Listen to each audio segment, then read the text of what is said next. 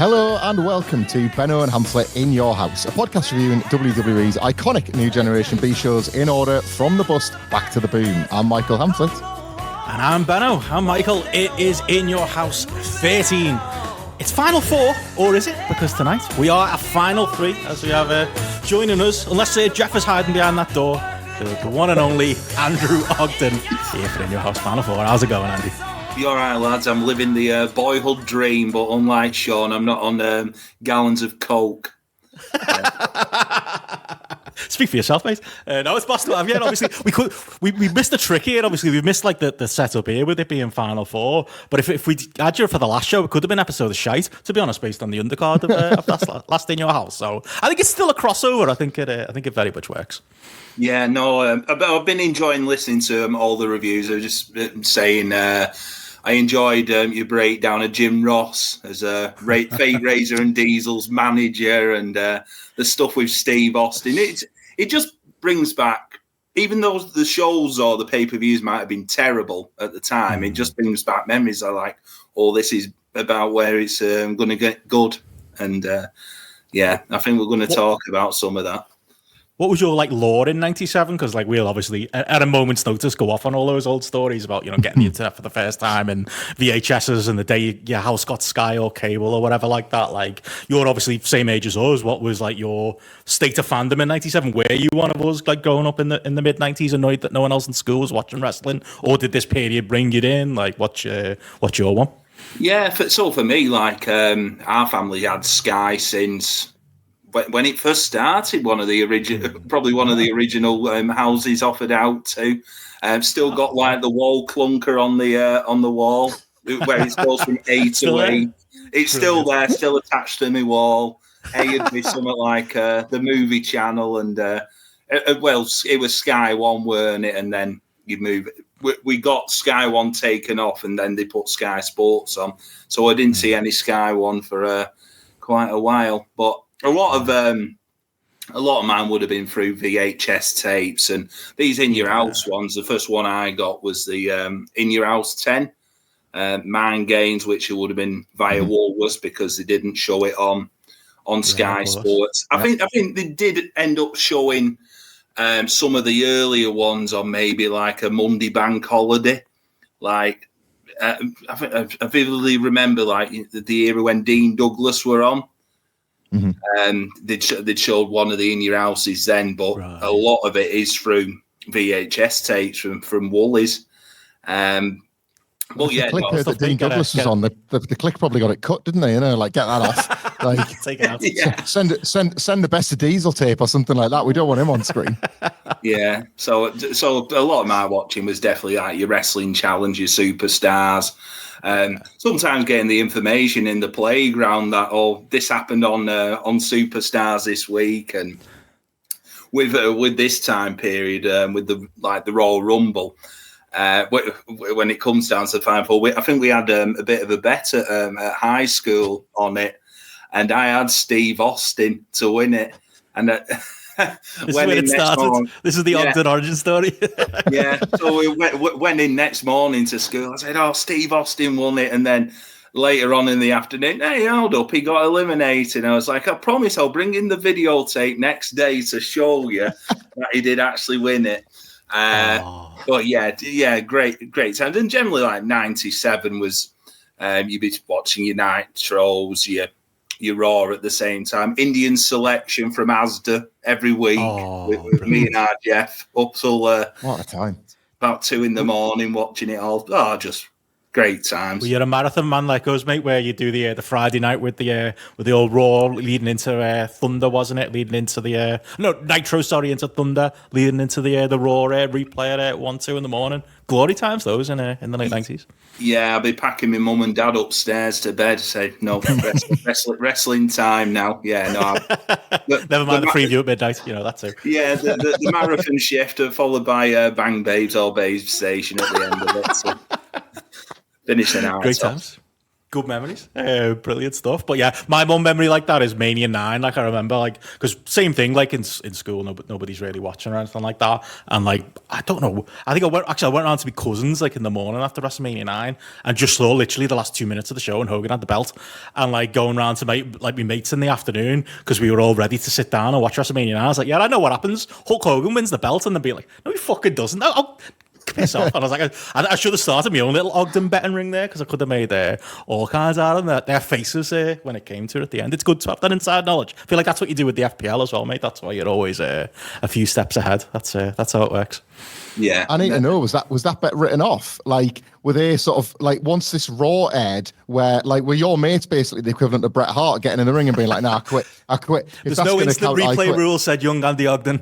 Yes, I did. Yeah, I still didn't get any of my winnings from my mates. They probably didn't talk to me for a week because they thought I were a liar. So yeah, betting us in the schoolyard. I like this though, because me and Benno have spoken before about how basically we were like we were the mates that would have to use our friends who had Sky, like go around their house to be able to like take advantage. You were the sort of the hub. You were the people that we were looking for, basically, like sort of in school. Oh, you've got Sky, have you? I cannot wait to come round. Yeah. Like that, and then they'd want to come around to yours. Nah, it's fine. We'll do it around yours. We'll do it yours. Yeah. Yeah. Same with like the mate with the N64 or the mate with the Mega Drive or the SNES, whatever year it was. Just the most popular lad on the street for no good reason, you know. I was the one with the PlayStation 1, so like after school for like half an hour or 45 minutes, come round, play a bit of FIFA or the wrestling game at the time. I was like the hub, definitely. Brilliant times. What was your Jeff doing during these days? Was he the one telling you there was better things to do than watch this wrestling book? No, he was the one encouraging me watching wrestling and betting. So yeah, it's a wonder he didn't get me on the alcohol at that time. It would have been the trifecta. But he would have been doing the same thing. Into watching the wrestling, all the magazines and that, which is ridiculous nowadays. When I go into like WH Smith and you see the same magazine, bloody hell, £8. I'm not paying that. I'm not paying that for lies from Bill Apter. Isn't it not called WH Smith anymore? Hasn't it changed like JD Drake or something like that? Isn't like today? JD was telling me that the other day. No, you think? No, the ones in the train station are still Dub Smiths. The ones in the one in where I live in Rochdale, that's the one that's changed the name. But yeah, ridiculous. There's nothing like walking into WH Smith, was there? Buying a wrestling magazine, sheepishly getting the pink lettered Power Slam with a half naked Shawn Michaels or Bret Hart or something on the cover, and waving your way to the front. It's where most of my youth took place. It can't like it stands. I can't imagine, as much as like I'm chuffed that they're still in print as well, but like obviously what's going down in Power Slam or the news at the time, I mean, it was just recycled Observer, but it was not like we were getting the Observer, was it? So it made sense that you would actually want that in your hand, even if it was a month. If it was a month delayed, you could be like, oh, that's why that happened then, because so-and-so's leaving or whatever. Now, like, I can barely remember what happened on wrestling Twitter a week ago, but these magazines are going to be publishing stuff from like a month earlier. It just doesn't. It's sad, but you can sort of see why that doesn't function anymore in the way that it would have used to. Yeah, plus you also had the telephone lines, what Benno's mentioned in the past. It'd be the slowest talk you'd have all week, but you'd see the damage at the end of the month, especially when your parents are finding out, well, it did with me, like, bloody hell, how much you spent on phone bill, £200, who you been ringing? They were either the wrestling hotlines or Rapid Race line for the horse racing commentaries. I've never put two and two together until now as we speak about this, but I think Benno's reveal of like his Mega Ball trick, I feel like that came up in the same conversation that we were talking about the pixelated text on DSF, where you could get teletext version of Grumble, and I'm thinking, hang on, could you ring that number from Mega Ball as well? Because that's an entirely different like money saving tip, that one, isn't it? Well, there was this thing there with like the digitized stuff. The racing channel used to be like that, or at the races, where I could put like the teletext on, but could hear all the commentary in the background. That's all you wanted? Yeah. Well, is that an outline of my horse winning? Daft times. Wasn't quite the same when it was the Raw Bowl, but it kind of same principle. But you say that on the magazine front, like that was one of my memories of that. It's like back in the day, I thought Power Slam was like, it was amazing that it was only 4 weeks old, because like we were used to getting like WWF magazine would be like 3 months old, wouldn't it? Or like or it'd be like some of it'd be up to date, but then the pay-per-view review would be from like 3 months ago. They could never quite get the timelines right. So like we felt like we were blessed. Never mind when we got the internet, and then like you say, teletext opened a massive portal into the real world. But I always say that 1997 is like as we're getting more deeper into it now in February time, it's the year that made me, I think, a smart market, made me like somebody who was, wanting to know the ins and outs of it, wanting to ring Power Slam hotlines, wanting to, know what was going on from Power Slam and the like. And I was going to say for you, Andy, like mentioned there, like kind of same story for you. Is that why, we said to you were, we had an open invite for you to come and join us on any show? Is that where the good, the transition as a wrestling fan comes, and where the good memories come of this In Your House? Because this was the one you jumped at to be on with us. Yeah, I always fondly remember the main event, because that's the one where Vader gets totally busted open. So I enjoyed remembering that. But some of this stuff I've actually forgot about. But when you end up seeing it, it's like, wow, that happened at this time, and you try and, I think like everyone does, try and works out from here to when it got, everyone was booming in like the Attitude Era, and it's only like a 6 to 12 month thing. And, like one of the matches on here is Triple H versus The Rock, when they were just Rocky Maivia and Hunter Hearst Helmsley. And you think, but the 12 to 18 months later, they're having a 5-star ladder match against each other. Just, mind blown. But I always remember, I know you mentioned on this show about the VHS cover, and it's like definitely the 4 squares in it on the front. That's I think that's probably one of the better covers than the the ones that between 1 and 10, which are done on like Word Art or Microsoft Paint.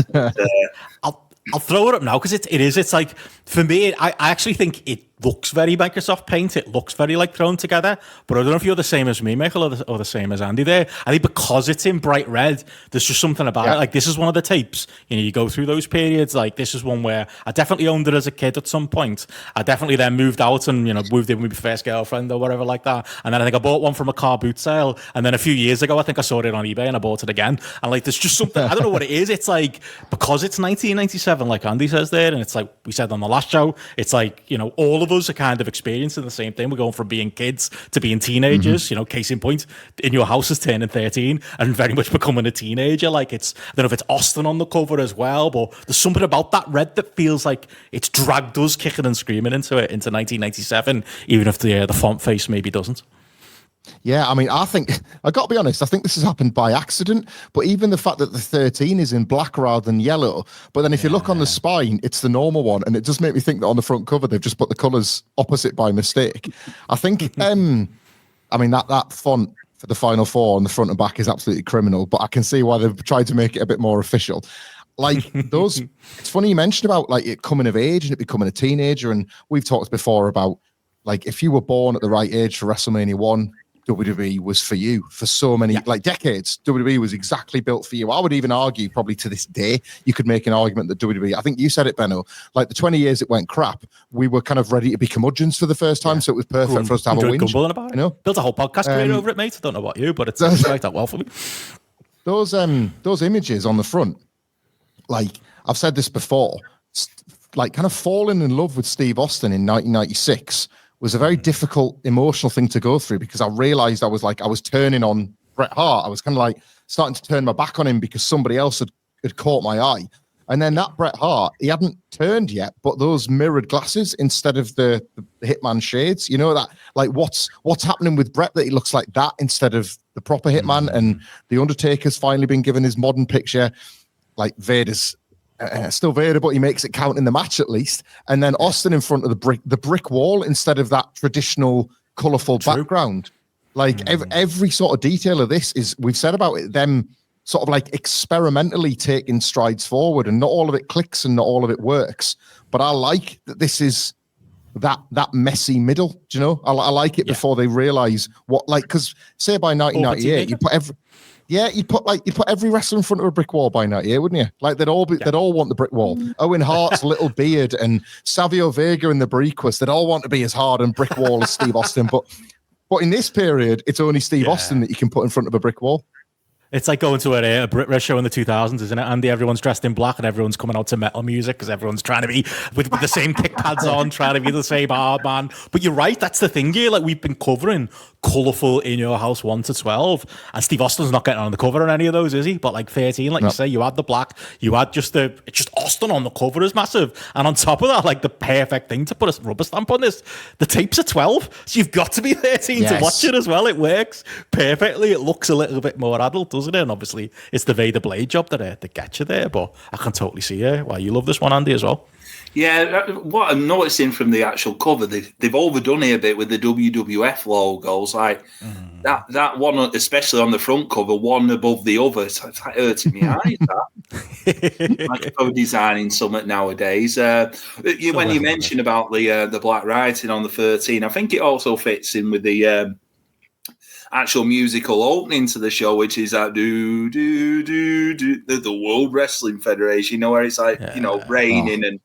Imagine a day in Rochdale, and it's just like a dark WWF logo coming out of the floor. It perfectly fits the time. It gets you hyped though. That music.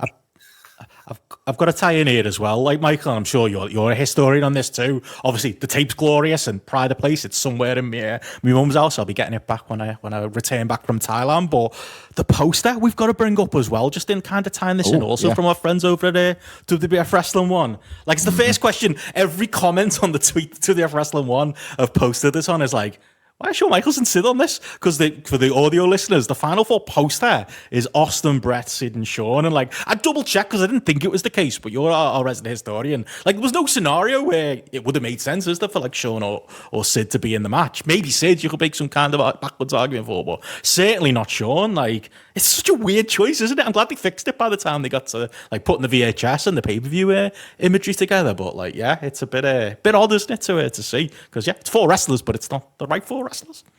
No, I think so. It's like, obviously we kind of joked. Poor old Vader was on 3 separate posters for shows in matches that he never got in 1996. Yeah, and my assumption would be they had to get this poster out probably before its time.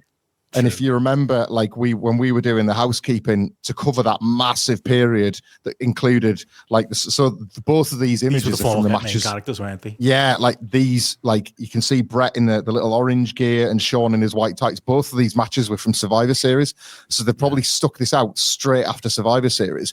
But I mean, Christ, like the WWF title, as you know, we'll talk about in this review, had never been hot potatoed like it was in this period. So they probably just had to make the assumption that these 4 would be the 4 that we'd be talking about come February. I like it as a poster.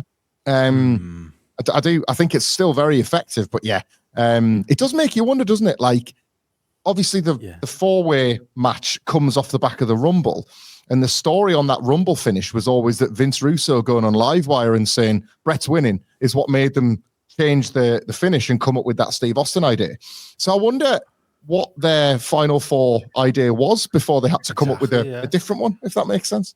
Because that's it. We're saying there, we're getting our spoilers from Teletext. Like, you'd be getting your spoilers from the cable guy. It'd be like, Final Four? What's that? Yeah. Oh, I guess the Royal Rumble's the speed then. Like, it's just, like, even if the pitch is different, it's clear what the booking direction is. Yeah, it's just a really confusing one. And I guess that's same thing with the Vader thing, as you said there. They had to get that to the presses early. And it takes a while. And never mind 3 months for magazines to get shipped to the UK. Like, getting these posters around and stuff like that probably took time as well. But we are into that period as well. We mentioned it on Housekeeping, you know, the Meltzer whispering and the Keller whispering was in full force at this point as well, so they're probably trying to outwork the sheets as to which direction they're going to. Like for that last Housekeeping, obviously we talked about it. I was reading a lot of, you know, Meltzer kind of going back and forth with himself on who was supposed to be the babyface out of Austin and Bret and what the actual direction was. So maybe misfooting people a little bit there as well. But yeah, it's an interesting little wrinkle to see there too as well. But I was going to mention, obviously we are here to talk the show Final Four, which did eventually take place in 2 days after Valentine's Day in 1997,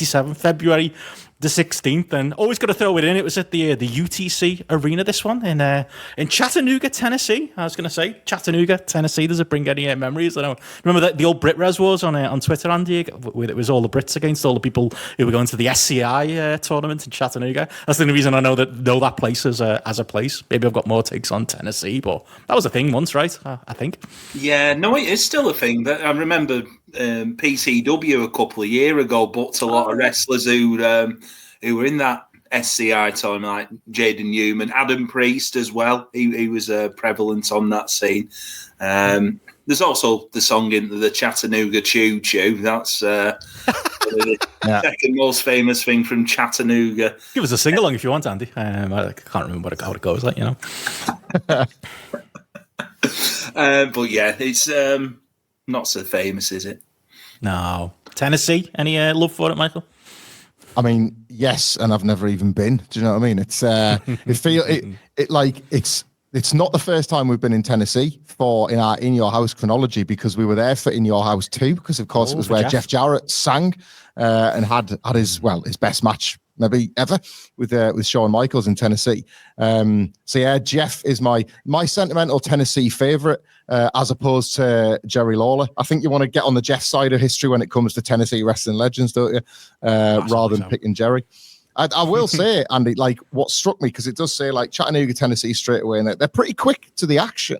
But I did realize as soon as we started that you picked one here where there was no house in the set. But it might be because the Undertaker smashed it to bits with the Executioner in December. We saw him throwing Mankind and Terry Gordy. I think they needed to get like the walls fixed and stuff like that. And no Vince on commentary.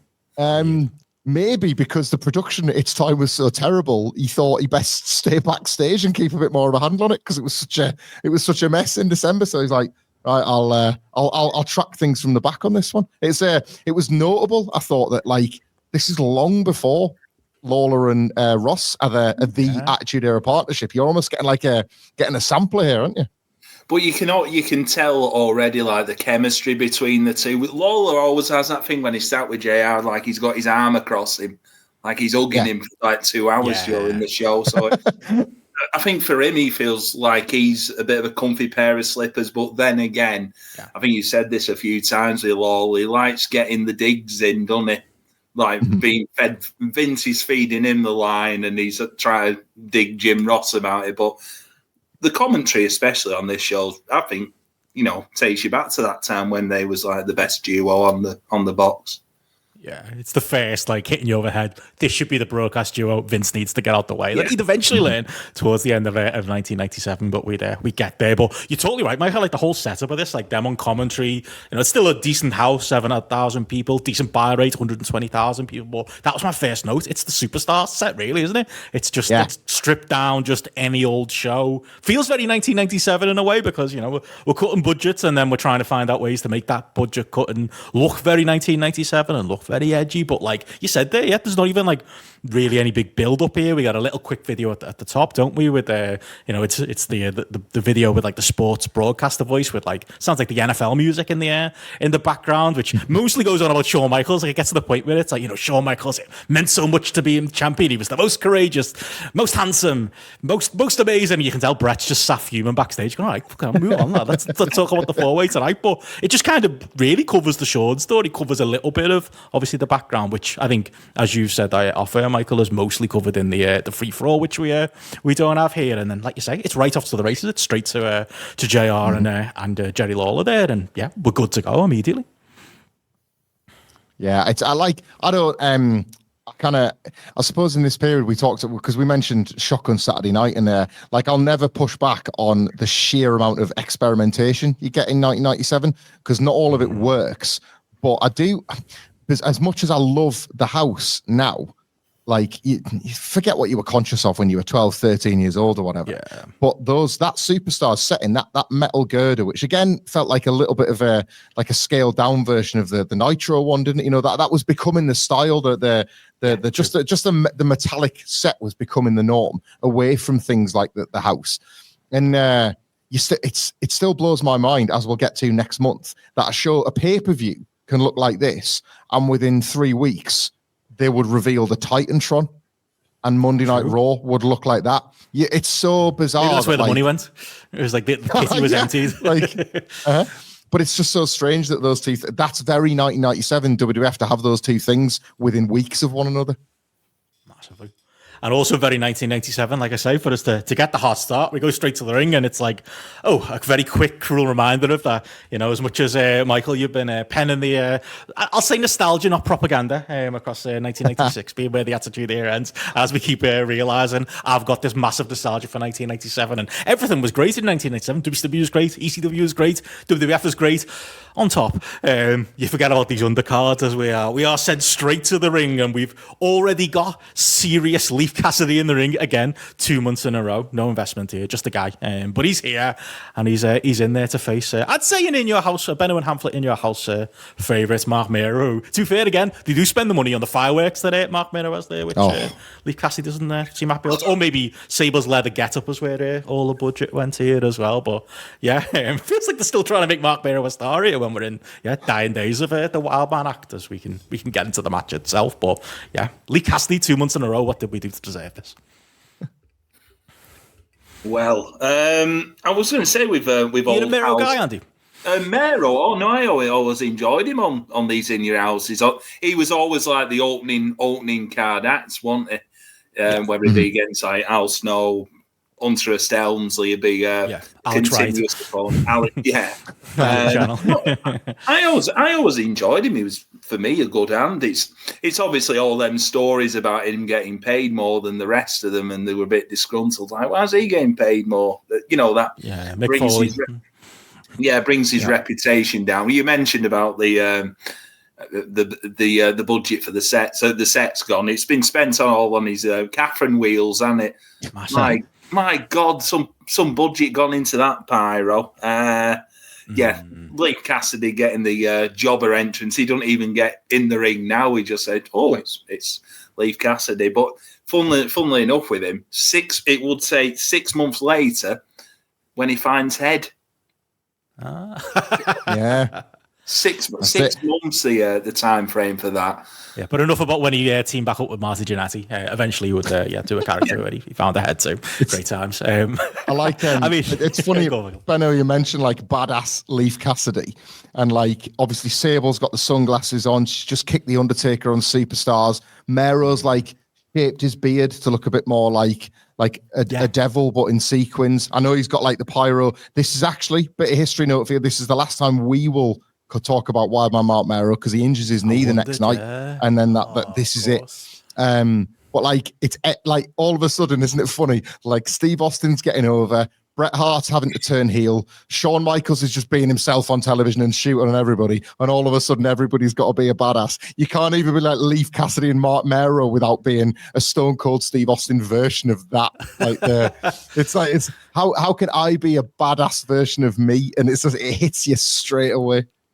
It's WCW when everyone sees Conan coming out in like FUBU gear, and all of a sudden Lex Luger's got a baggy jumpsuit and listens to DMX tapes. Like it gets through the locker room quickly, doesn't it? Oh, this thing might be working. This might be cool. This might work. But yeah, you say that like Mero's trying, but there really isn't much to this match. Like it's very generic. It's very babyface shine. Mero with all the arm drags. Working over Leif Cassidy's arm. Then he moves kind of over to the leg. Leif Cassidy kind of counters him, kicking his leg out of his leg, to quote our friends over on the Bretro podcast. Like bit of heat with lots of leg hold stuff from Al Snow there. There's a figure four in there, and really the match only comes to life, comes back when, as you said, Michael, it's that hard edge now that we've got of like Mark Mero as a babyface, but like it's a Sable slap that brings him back into the match, isn't it? He's then still it's the dive, which does get over, and it's coming after as well. She'd helped them get to the ropes as well, which even Jim Ross has been on commentary like, not so sure about that. I don't think that's okay. And yeah, it kind of goes from there. A couple of weird bulldogs,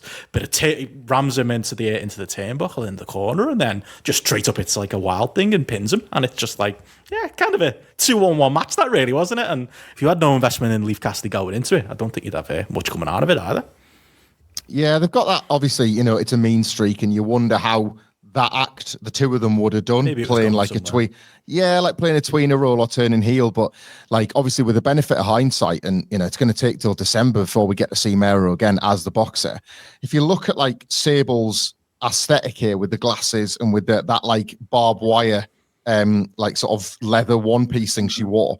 This is basically, and not to get too tragic about it or anything, this is the beginning of the end of their marriage, because like Sable with this exact version of herself is what becomes the Sable that got over in the way that it did.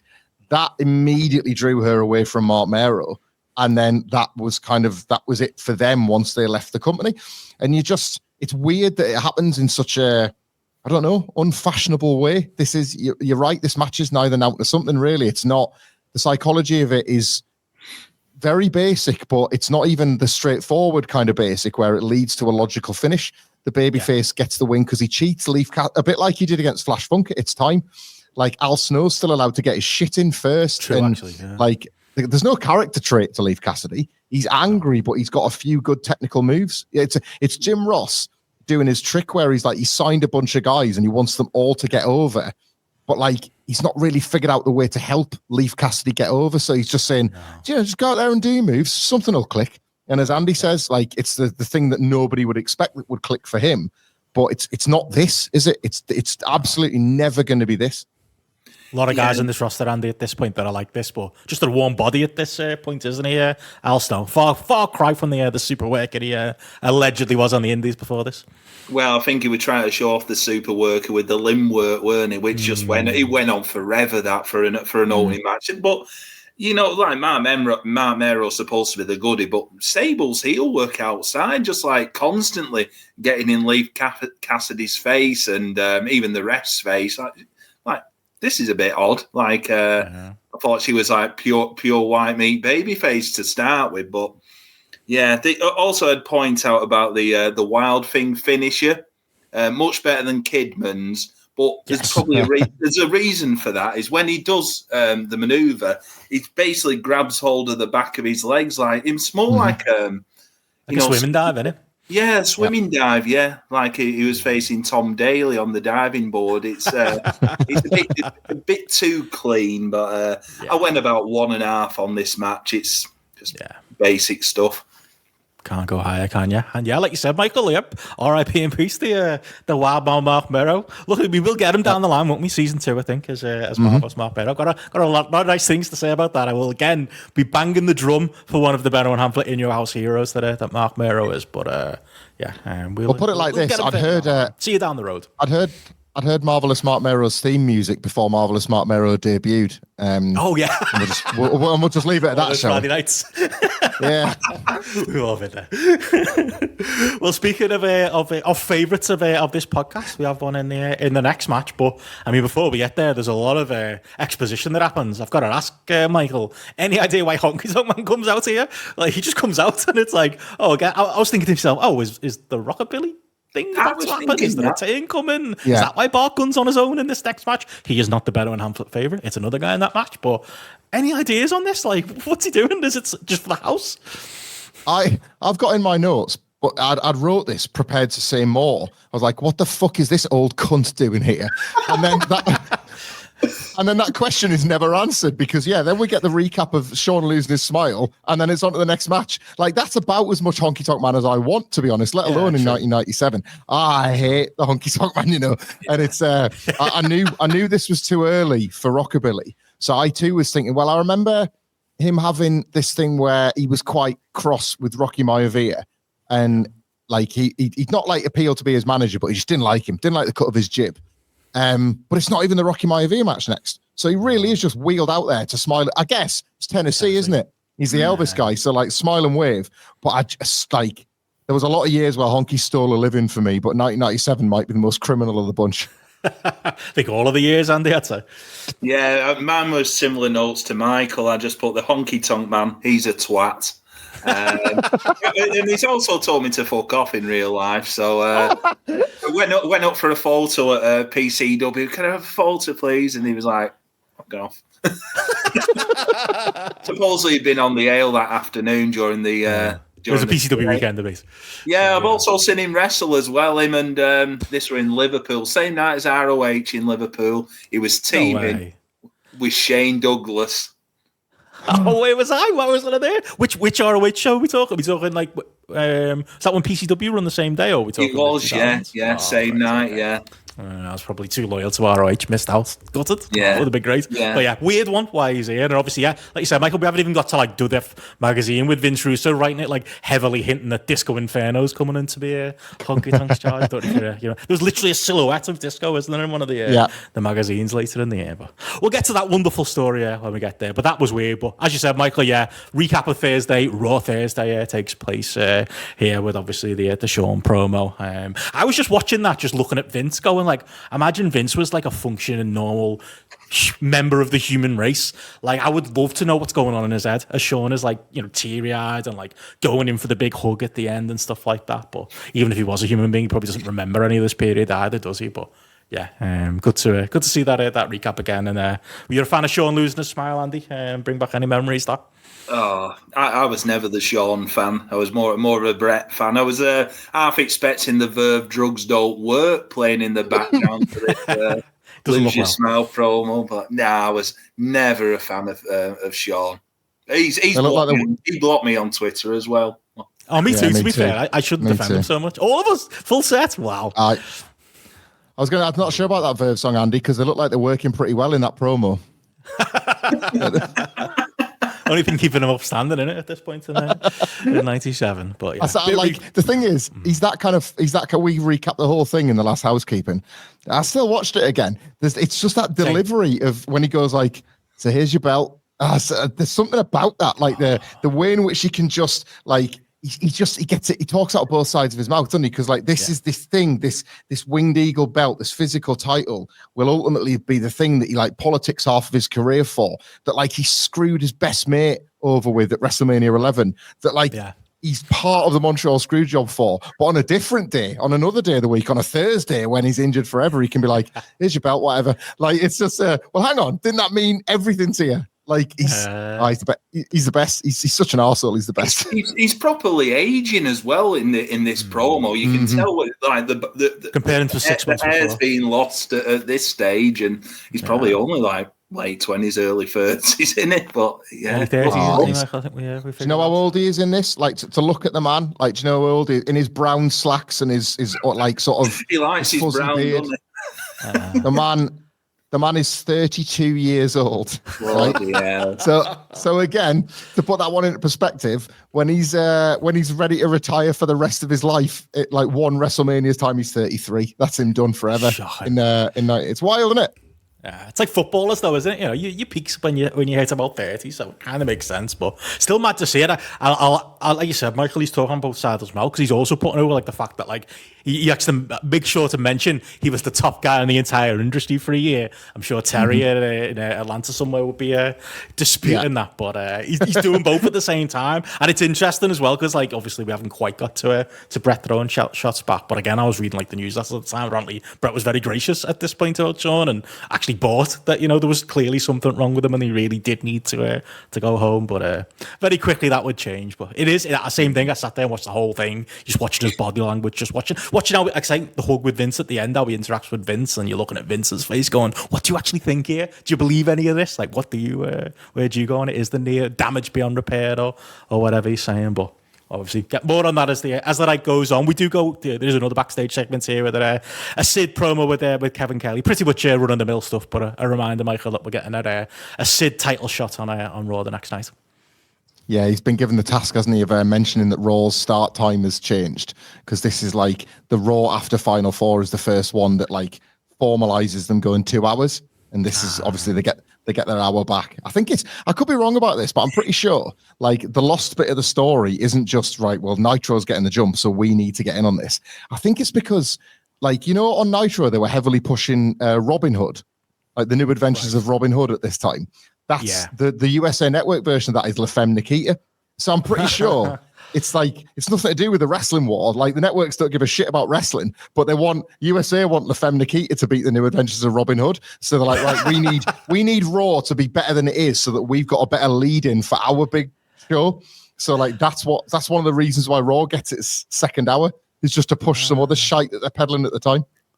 The real Monday Night War. That's where it's really taking place. But yeah, obviously we'll cover that on the next edition of Housekeeping, because it would have big implications for WrestleMania 13 coming up. But yeah, up next, like I say, we have a grapple favourite in Savio Vega is now part of the Nation of Domination, teaming with Crush and Farouk.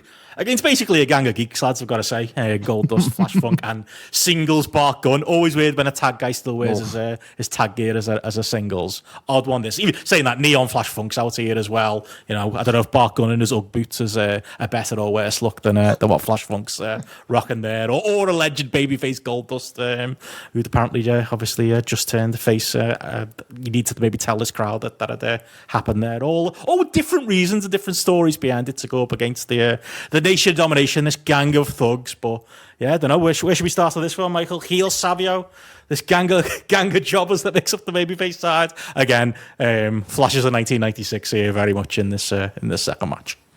It's funny, isn't it? Like, you can't, by the letter of the law, I mean, you can fault it if you want, like, by the letter of the law, you kind of can't fault that the babyface team is like an odd mix by design, because they're not supposed to be. It's a bit like, what would be like a modern example, like Ryback, Daniel Bryan and Kane against the Shield. It's like, well, they're the proper 3-man unit. These are the ones that have been wronged by them. So so you can't fault it in theory, but there's random 3-man units, and then there's just like piles of shit like that. Like Flash, I love Flash Funk. I'm sure we're all Scorpio guys, and I love his green ensemble that he's got here. But like, they've killed that character already. He's already been like designated a jobber to the stars. Yeah, as you point out about, like, Flash Funk walks down past another one of them WWF Fears EC F and W signs as that comes up as soon as Scorpio comes out. The Bart Gunn thing was ultimately like undermined. I don't know if you remember this.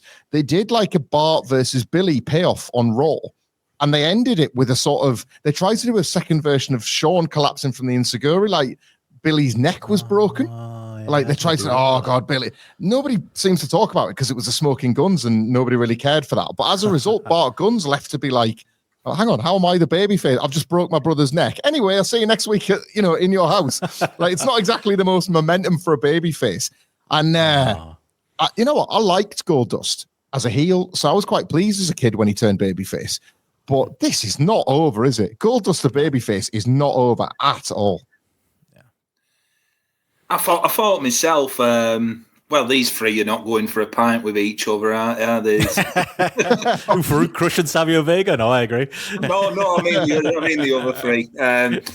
Proper like strange bedfellows. I did feel, though, like Flash Funk was the standout during this match. Even though he was trying moves, he tried to keep the match like quite energetic, where you think, what you see like Crush, oh God, he's going to slow it down. Farouk's just like batter someone on the back until he does like the Dominator. And I did enjoy as well seeing on the Nation of Domination entrance. I think he must have been about 19-year-old at the time. D'Lo Brown with hair. Yeah. Camera freezes right up to his face, doesn't it? Apart from what I saw, I think it was on the last Housekeeper, maybe, Michael, that I saw his face. Always great to see D'Lo coming. Fresh-faced, isn't he? Really is. Very young lad. Even though it was, a short match, I went about 2.5 on it. I thought it was a good little...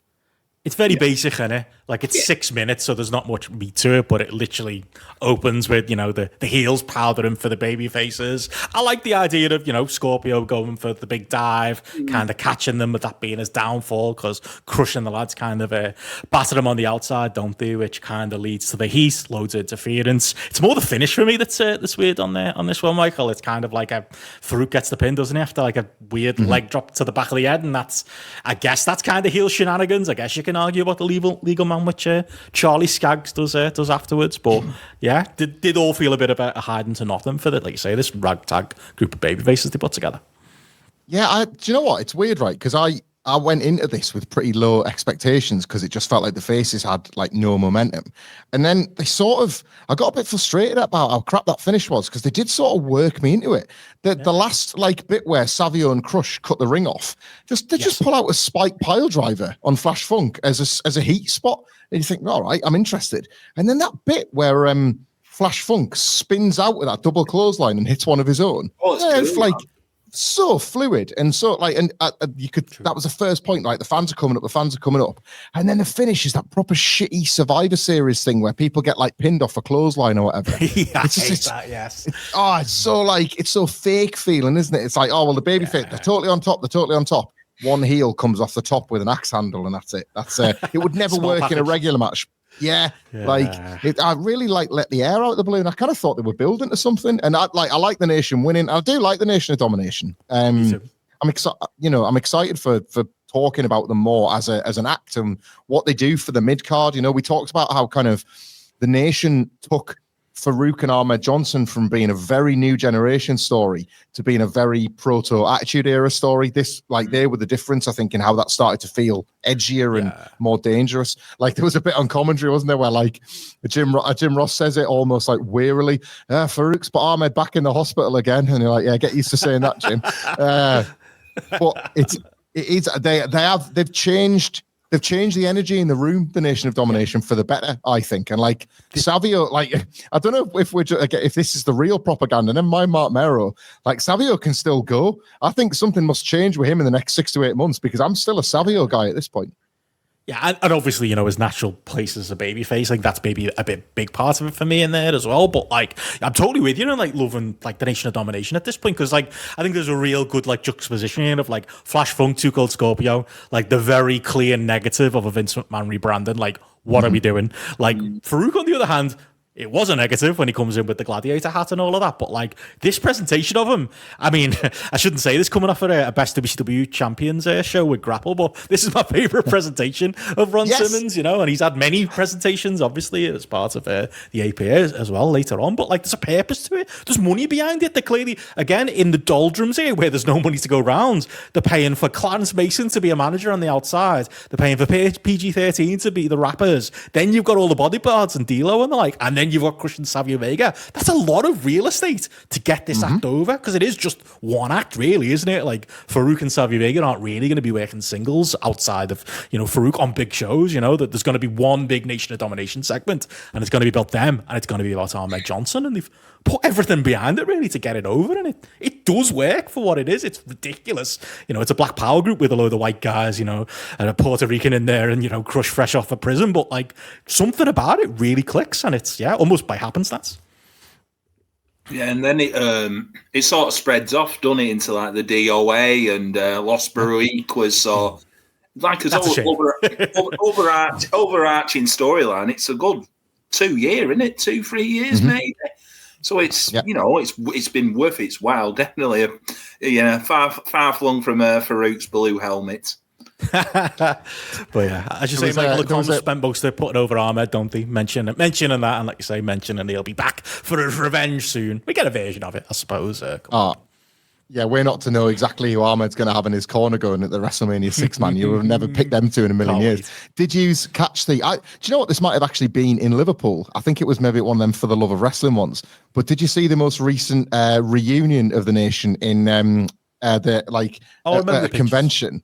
But like it was so good. Like we've managed to get 4 members of the Nation, so we can like have them come out on the ramp and all that, come out to the music, do the salute, everything. But Godfather was still in his Papa Shango face paint, so you've got like the first 3, and then out comes like Papa Shango. Like often it's like, oh come on, I know that you're working like an afternoon gimmick table where you're in that one, and you probably take the paint off for another one. But however, like get involved because they all still look the part, as a stable. It really did. There's like a good chemistry between them, and then out comes the Voodoo Man himself. Flood his ears will be burning here, Andy, for like the 5th PCW reference, but didn't he do that at a PCW show? Didn't he work like both gimmicks? Yeah, he did. The afternoon show I think it was like the evening show on one day as Godfather, because I had a picture with the Godfather plus the local strip joint who'd join in as the as a meet and greet at halftime, and then the next day was Papa Shango in the full like regalia. So yeah, he made a bit of coin that afternoon. Full set. No place for Karma, the supreme fighting machine, I guess. No. No, I don't think Bloody were a big fan of Karma. Yeah, neither were we. But yeah.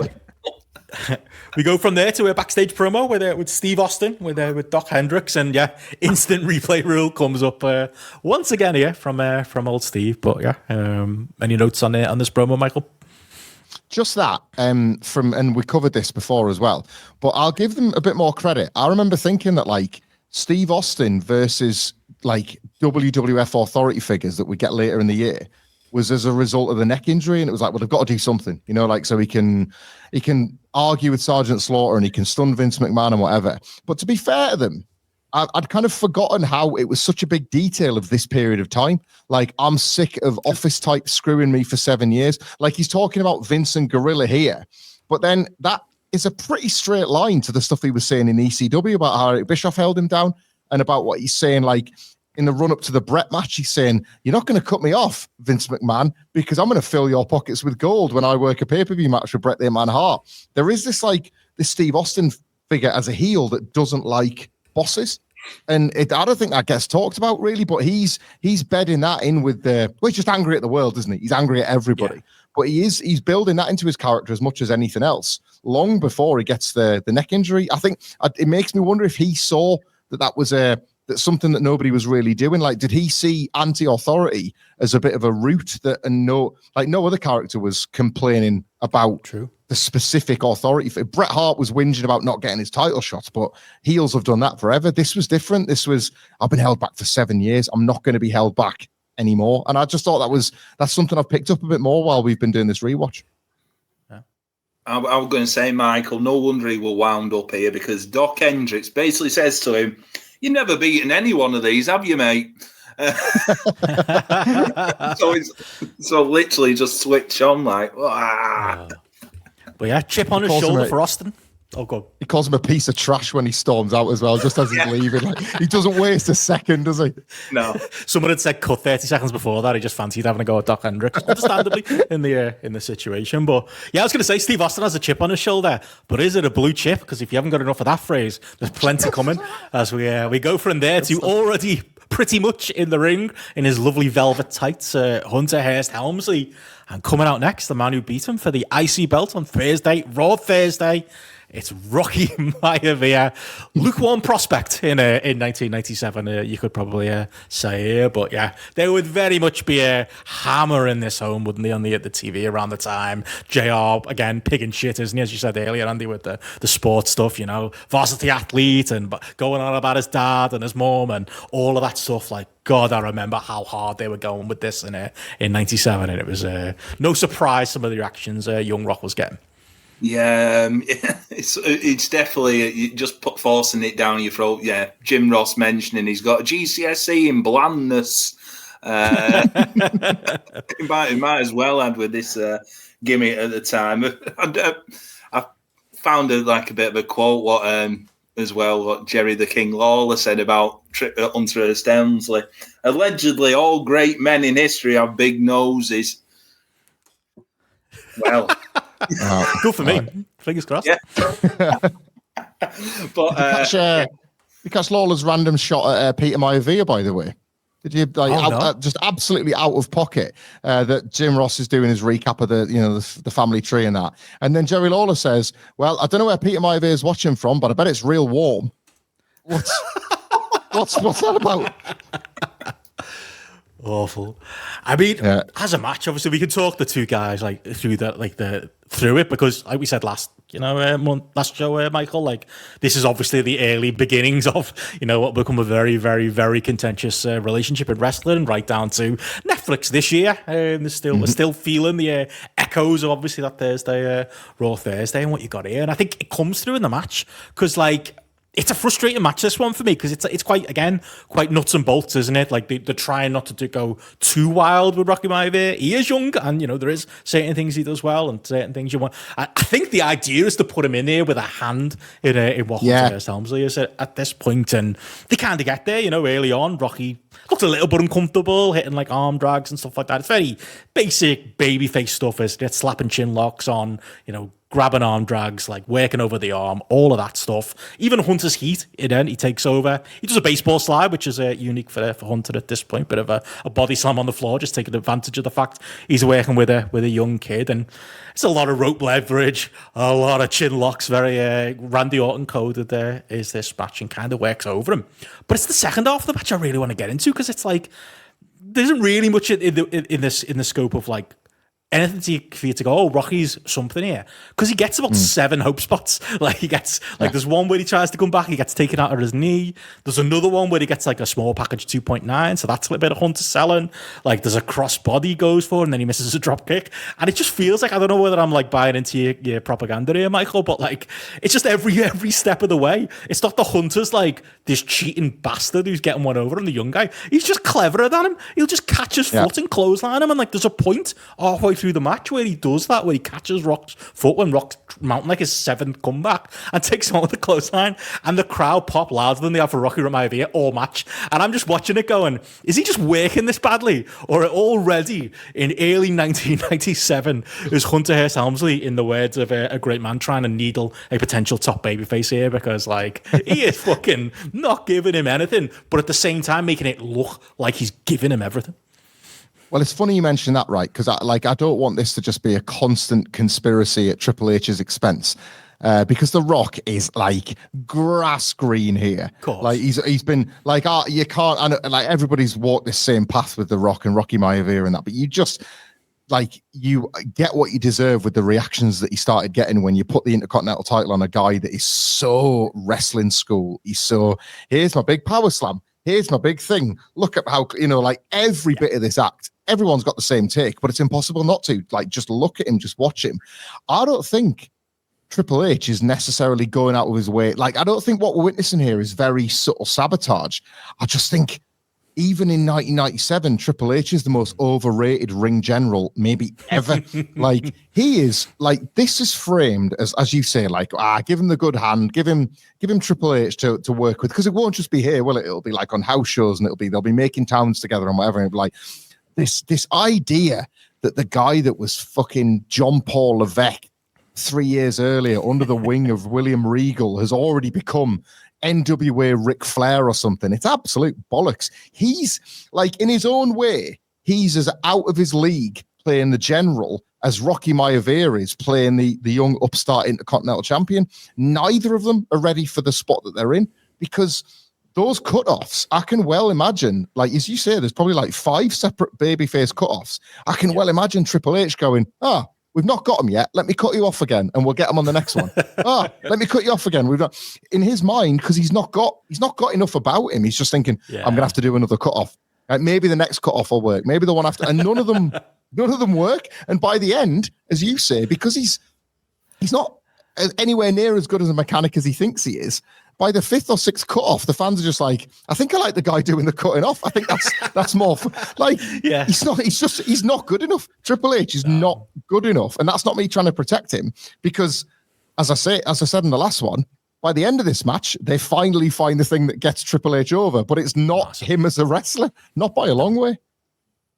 But don't you think as well, you notice early doors is when the Rock, Rocky tries to do that drop toe hold. It totally goes. Oh, he thinks it's a drop down. Yeah. And then Hunter Helmsley comes back off the ropes and basically does it to the Rock, and then starts slapping him round the head, just like I'm the leader of this match. So learn from me, son.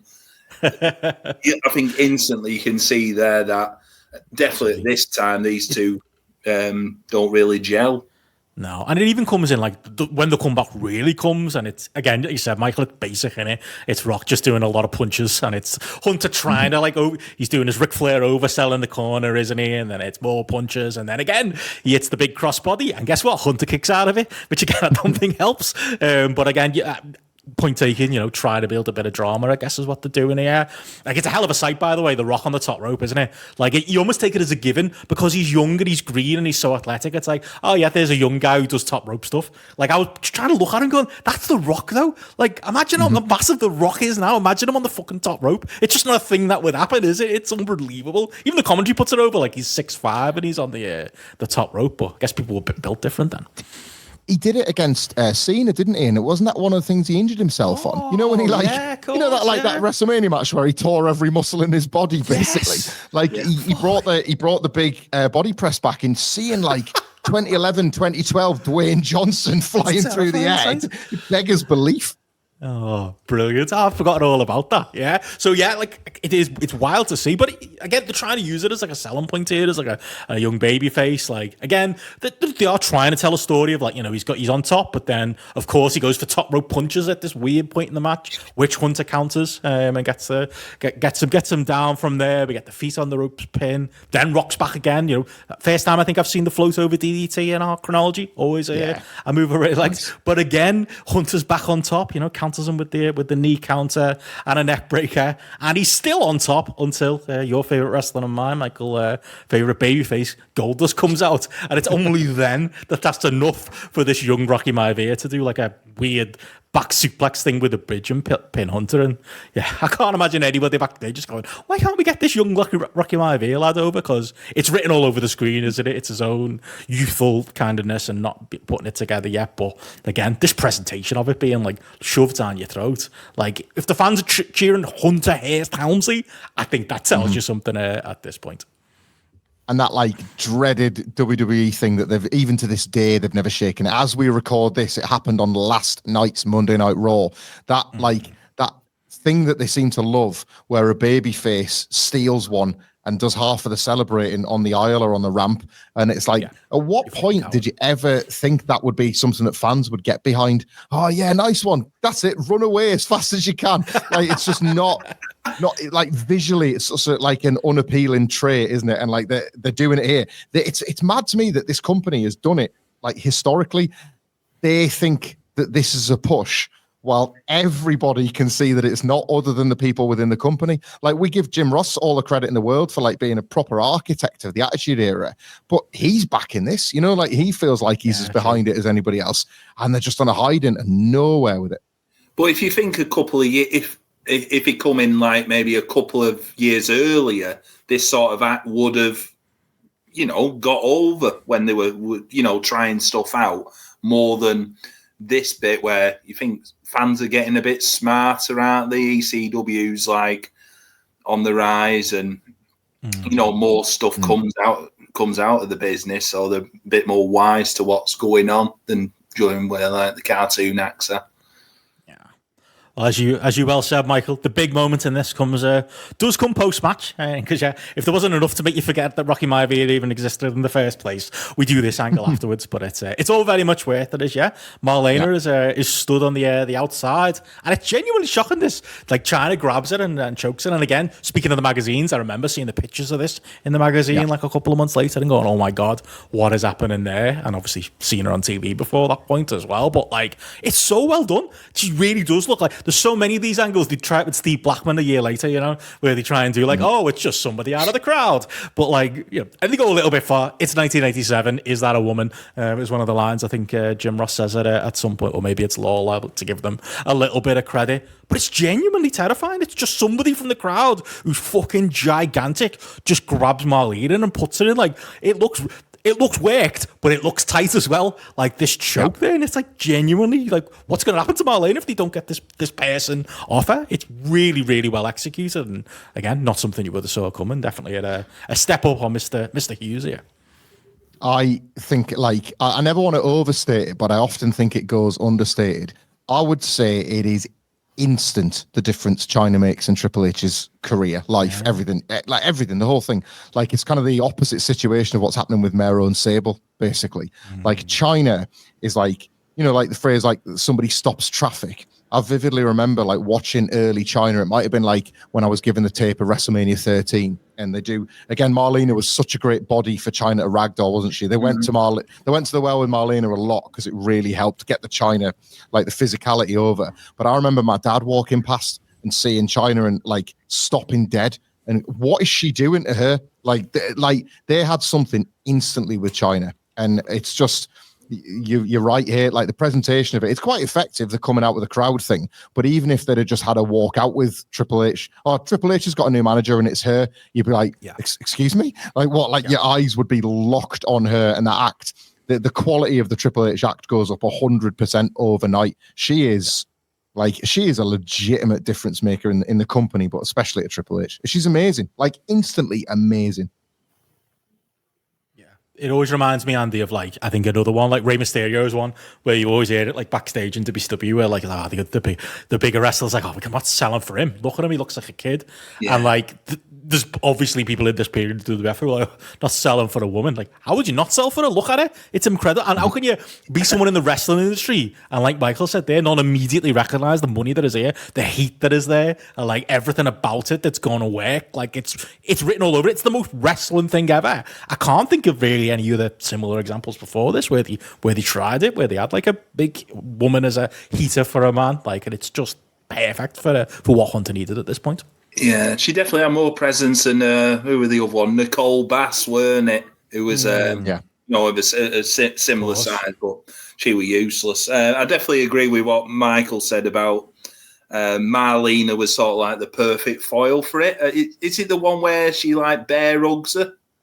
And like fucking and rags around, like scary though, isn't it? It really is.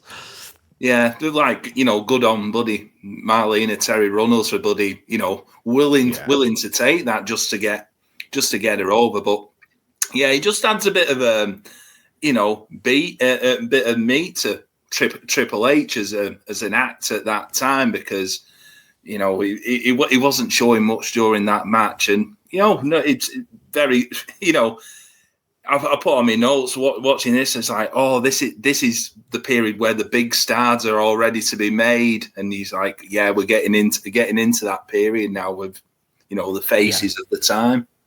Yeah, it's like a thing I think we've learned, haven't we, from the start? Like, it's like In Your House 1 and 2. A lot of the pieces are already there. A lot of the characters are already working for the company, And like when you get your Austin later on, but you even down to your Rikishis and your people like that on the undercard, it's just getting everybody in the right positions. You can feel that start to really take place here, can't you, with people like that? Absolutely. But yeah, we go past the China debut into we have a Vader promo backstage. I'm glad you alluded earlier, Michael, to maybe enjoying Vader's work on this night, because I think I'm going to make the argument this is Vader's best night in the Fed. And it's not all good, but it's just fucking entertaining. This promo's horrendous, but like there's something great about it, where like he has a bit of material there when he's going at Austin, and then he gets the Mr. Hart, and he clearly runs out of like runway, and then he just randomly tells the Undertaker to rest in peace because he's just forgotten how to talk at that point, and he's like, Paul, take over, will ya? It's fucking great.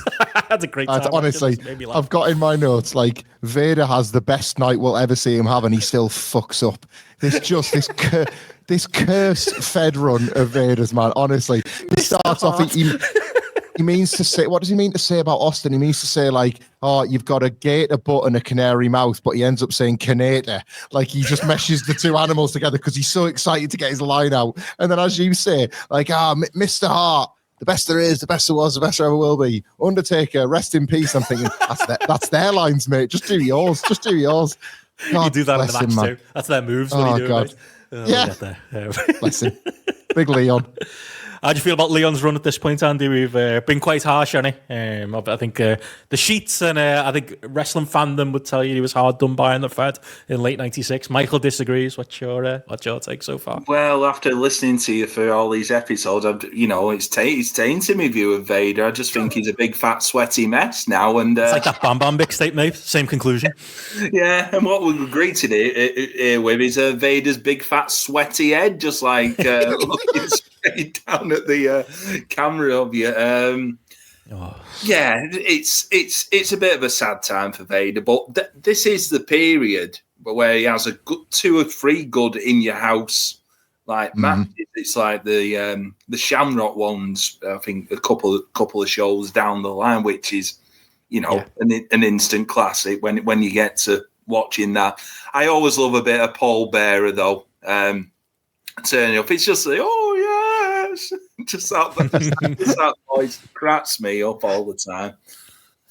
As we've been saying, Michael, it's a bit that sleight of hand. Obviously, Paul Bearer knocking around with Vader, and then our next match, Clarence Mason doing double duty out there with Owen and the Bulldog, because Cam Cornette is very much in the rear. But I wanted to say, as we kind of said in our preview, Michael, Tweener, Davey, and Owen is over with now, and they're not babyface in the moment as we kind of found, but they almost have to be here because of the lack of reaction of the people that they're up against, plus the weird story that obviously telling with Owen and Davey here at this point, which would pay off well, but we will get there. But yeah, it's Owen and Davey versus, in theory, babyfaces, Doug Furness and Phil LaFon here, who get the currently in the ring treatment.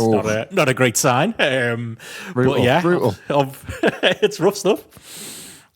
Yeah, it's like, so I don't know about you guys, but like Furness and LaFon, like that big night they had at the Survivor Series, like maybe I'm easily pleased, but I was sold. I was like, there you go. Like finally a tag team that feel like this division might have a bit of life. And the first thing you do is pair them with Bulldog and Owen. You think, when are they going to get around to that? And Bulldog and Owen have got to fight these heels. They're fighting each other or whatever. And you think this was like February 2006, the amount of time that's passed. Like, how are they dead already? Like, they were a hot act in Madison Square Garden, and you just, like, they've beat on television. Because I skimmed a few of the, like, what's going on with Furness and LaFon, basically.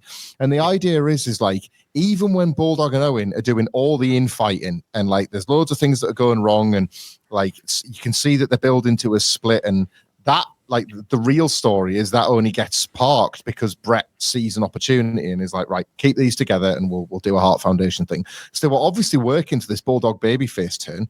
We've laughed at the fact that it was going to be Bulldog and Steve Austin at WrestleMania 30. I can't bear that timeline. But like Furness and LaFon could have been perfect for stepping in and being hot baby faces to take the belts off this tag team of heels that have fallen apart.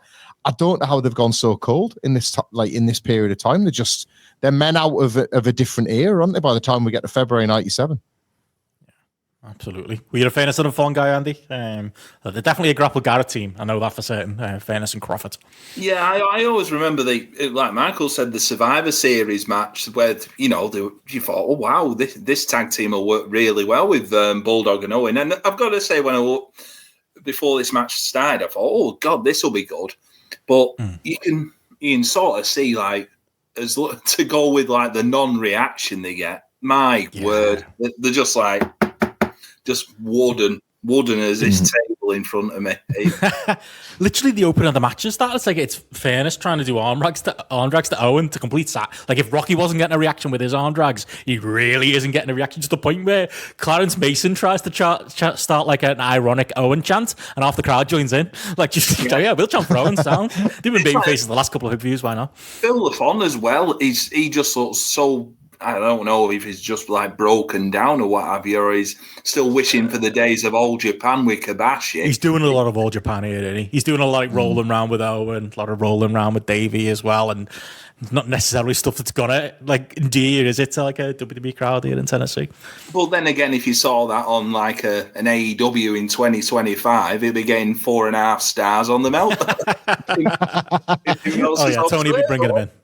Yeah. Tony would have them in. They'd be on Collision, wouldn't he? Working hologram or something like that. But yeah, like it takes Owen and Davey trying to get a bit of heat through cheating, but they're still trying to tell their story. Like, some decent counters from them. You can tell Davey knows the crowd's there because he does his little headstand kip up in this match, which is a sign he's trying to get people going. Like, to be fair, Davey and Owen stuff in the heat section of the match is like the best stuff in here, because like they do a boss move. They don't do it very often, but Davey gets him up for the suplex and Owen does the crossbody. Like, he almost lands Kidman style knee first on it. I think it's the LaFon who's taking this, but fucking cool. Like, I was like, yeah, I understand why the crowd want to cheer them and not the other two at this point. It was like really weirdly structured though, wasn't it? Because they have to do 2 hot tags for Furness and LaFon, because the first one gets neutered by the fact that they've had the dissension spot halfway through. Like, there's the bit where Bulldog full on clotheslines Owen Hart in that moment of rage where they're doing the thing, but it's not anything to do with the finish. It's just a mid-match argument. So by Furness getting that, like, Furness tags in and he does that like class like drop kick and the power hoist suplex that he used to do where he just like hoists them about. That's the stuff that's supposed to be getting like the big reaction.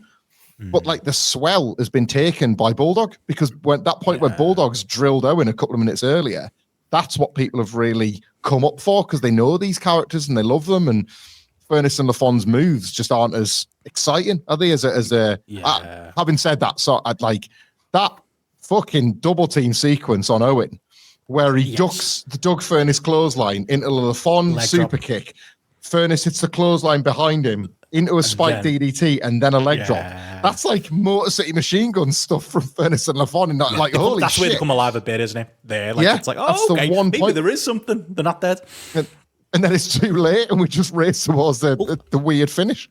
Well, that's what's weird about that. Like, that's the point where they, like you say, all of the Davey and Owen stuff. I thought the same thing. Seems weirdly timed. Like, there's a point where in the midst of it, LaFon just randomly pins Davey in the ropes, and the ref kind of half counts it, but even the commentator's like, he's not legal, and also he's in the ropes. What are you doing? Like, it's like somebody is in the wrong position, or they've gone to the spots in the wrong order. But you're right, they hit all the big suplexes and stuff, and like, say, those weird double teams. They do all that, only for it to reverse course, and Davey gets a hot tag, and Davey comes like, I was so fast, like, you're the heel, what are we doing? And like, obviously that's where you go soon going for the running power slam, and obviously Owen is frustrated and uses the slammy, which is fucking ridiculous, and a bit of a deflating finish. But I did feel like maybe like in those last closing stretches, Andy, they were getting somewhere with these boots and trunks lads, but yeah, shot themselves on the foot. Yeah, there was one great move that Furnace did, was like a drop salt, drop kick, which I was like, bloody hell, this is impressive from. He's quite a stocky lad, isn't he? Doug Furnace. I went 3 1/4 on it, but that was just generally for the work in the match. But yeah, I think it's more the backstory of the Owen and Bulldog dissension, which tried to get a bit of a reaction out of this match. But it's just a shame the other two, even though fundamentally good, zero personality. No, that's it. And like I say, this weird Owen and Davey story would obviously end really with us in the Hart Foundation formation, but I'm not sure anybody was dying for it either, Michael. It just feels like, they'll just do this while, Davey's not working with Austin anymore, like you say, because Bret's had his ideas, and this is just what we're doing to fill time. Yeah, like because obviously what they're about to do as well is put the European title on the British Bulldog. Yeah. And like having him as a sort of situational baby face was going to be useful if they were going to try and tour with it. And, so much of this would never materialize. This hometown of Germany. Indeed, yeah. Like, but Bulldog, we've talked about our kind of, I don't even want to call it a love-hate relationship. It's like a like-dislike relationship with Davey Boy Smith. Even when he's good, he's still shit, Like the bit where they break the slammy, I think is like a really good bit conceptually, because of course Owen Hart, like having not been that bothered about losing the match, and like he doesn't care that he's lost the match. They've kept the belt, and he's a proper little snake. He's not arsed. But then you break his slammy and you break his heart. That's a really good bit conceptually. But like Bulldog is such a clunky fucker that like the breaking of the slammy sort of gets undersold, and then like he's throwing the belts on the floor and he's not really arsed, and it's never quite right with Davey, is it? Like it's like how in the Hart Foundation promo, like they've never got that good end line. It's that weird quirk of every family member is always like, and at the pay-per-view, I'm gonna kick your ass. This Sunday at the pay-per-view in your house. And it's like, now, Davey, you had it and you lost it. And I would say the exact same thing happens here. Like this slammy breaking, in contrast to losing the match, should be the gag. And they just they blow it. There's always that thing where it's that, like DX used to have the number on it, but they were right. Like the Hearts are a bit like uncoordinated at this little bit of sports entertainment. And I think you get a good example of that with the broken slammy. Davey just seems a bit thick, doesn't he? Like there's a point, like to your point, when they're going to the back, they're in the aisle, and the one person he's selling the story to is like this one kid. He's like, he did it on purpose. He's like trying to tell the kid. It's like he's into it at least, but like that's probably not the moment to sell it, Davey. It was back there when you were in the ring. But it gives us all these comedy moments, doesn't it? Like and the Rumble, obviously, that just passed. That was where the "I'm bizarre" line came from as well, wasn't it? The clunkiness is kind of what makes Davey beloved as well. But there we go. But yeah, that's it really as far as that match goes. And obviously we move on from there to backstage. We have the Undertaker's turn to cut a promo. He's getting his edge back, Michael. He's the force that dominated the early 90s, and it's not when, it's not how. Oh shit, it was going to be when or how, wasn't it? Oh, I'm going to finish this promo as he tries to try and finish his promo. Brilliant stuff. Almost as good as Leon, but he gets it back on track. We're live, pal. Oh, brilliant, man. Just watching his eyes when he realised he stared down a cul-de-sac was so brilliant, wasn't it? Because like the eyes tell a story with our dead man. Because like when he was fighting, you could see how pissed off he looked when he was fighting Terry Gordy the prior month, and like but this is all him. He's got no one to blame but himself, and just seeing that thing flashing. Oh shit. But I will make you rest in peace. Oh, out of trouble. Like the class, man. Brilliant. I just look like this would be the sort of stuff where like Mark and the BS, all the dickheads, man. Somebody else does this and then they go cut. And the BSK are going to be, hey, fuck it up. Like, I bet you nobody's giving him any grief for this one, but there it is, live on pay-per-view. Your big night. You're back in the title picture. Don't screw it up now and go. Superb stuff. What do you make of Taker's 97, Andy, as we get into our main event? At least he's wearing the leathers again here. He's starting to look a little bit cool. He's a bit more human. Obviously, we'll get to the match. There's some positive to say from him there as well. But yeah, interesting period for old Take. Yeah, I didn't like his top here. It looked like similar to when he lost his gear on that flight to Manchester. Just looked a bit tatty for me. But yeah, to borrow Flash Funk's cax like he did Godfather's cax that paper. Could you imagine old Taker in a disco outfit? Oh god, just a Friday night. But yeah, brilliant stuff to almost give us the full set to Michael's point before about the Hart. We've got one coming, but yeah, we are here for our main events, the final four elimination match, as we've been talking about in the last Housekeeping and in the build to this for the vacant WWE title. Final four rules: win by pinfall, submission, or over the top elimination. So no DQs or countouts, I believe, is the rules here. And yeah, I've got to go straight to you, Michael, as obviously we get Vader's big entrance here. We then go to Austin, who takes a few seconds to come out. And as we talked about in the last Housekeeping, it's still weird hearing the glass smash, and there's a reaction, but not really a reaction. At least not to the level that would obviously come. You get Undertaker's entrance, and then, of course, before Bret can come out, we get the obligatory promo of Bret in the back here. I was just thinking of you, mate, as this one took place. I love these Bret the Hitman Hart walking into the ring promos. The shot is gorgeous.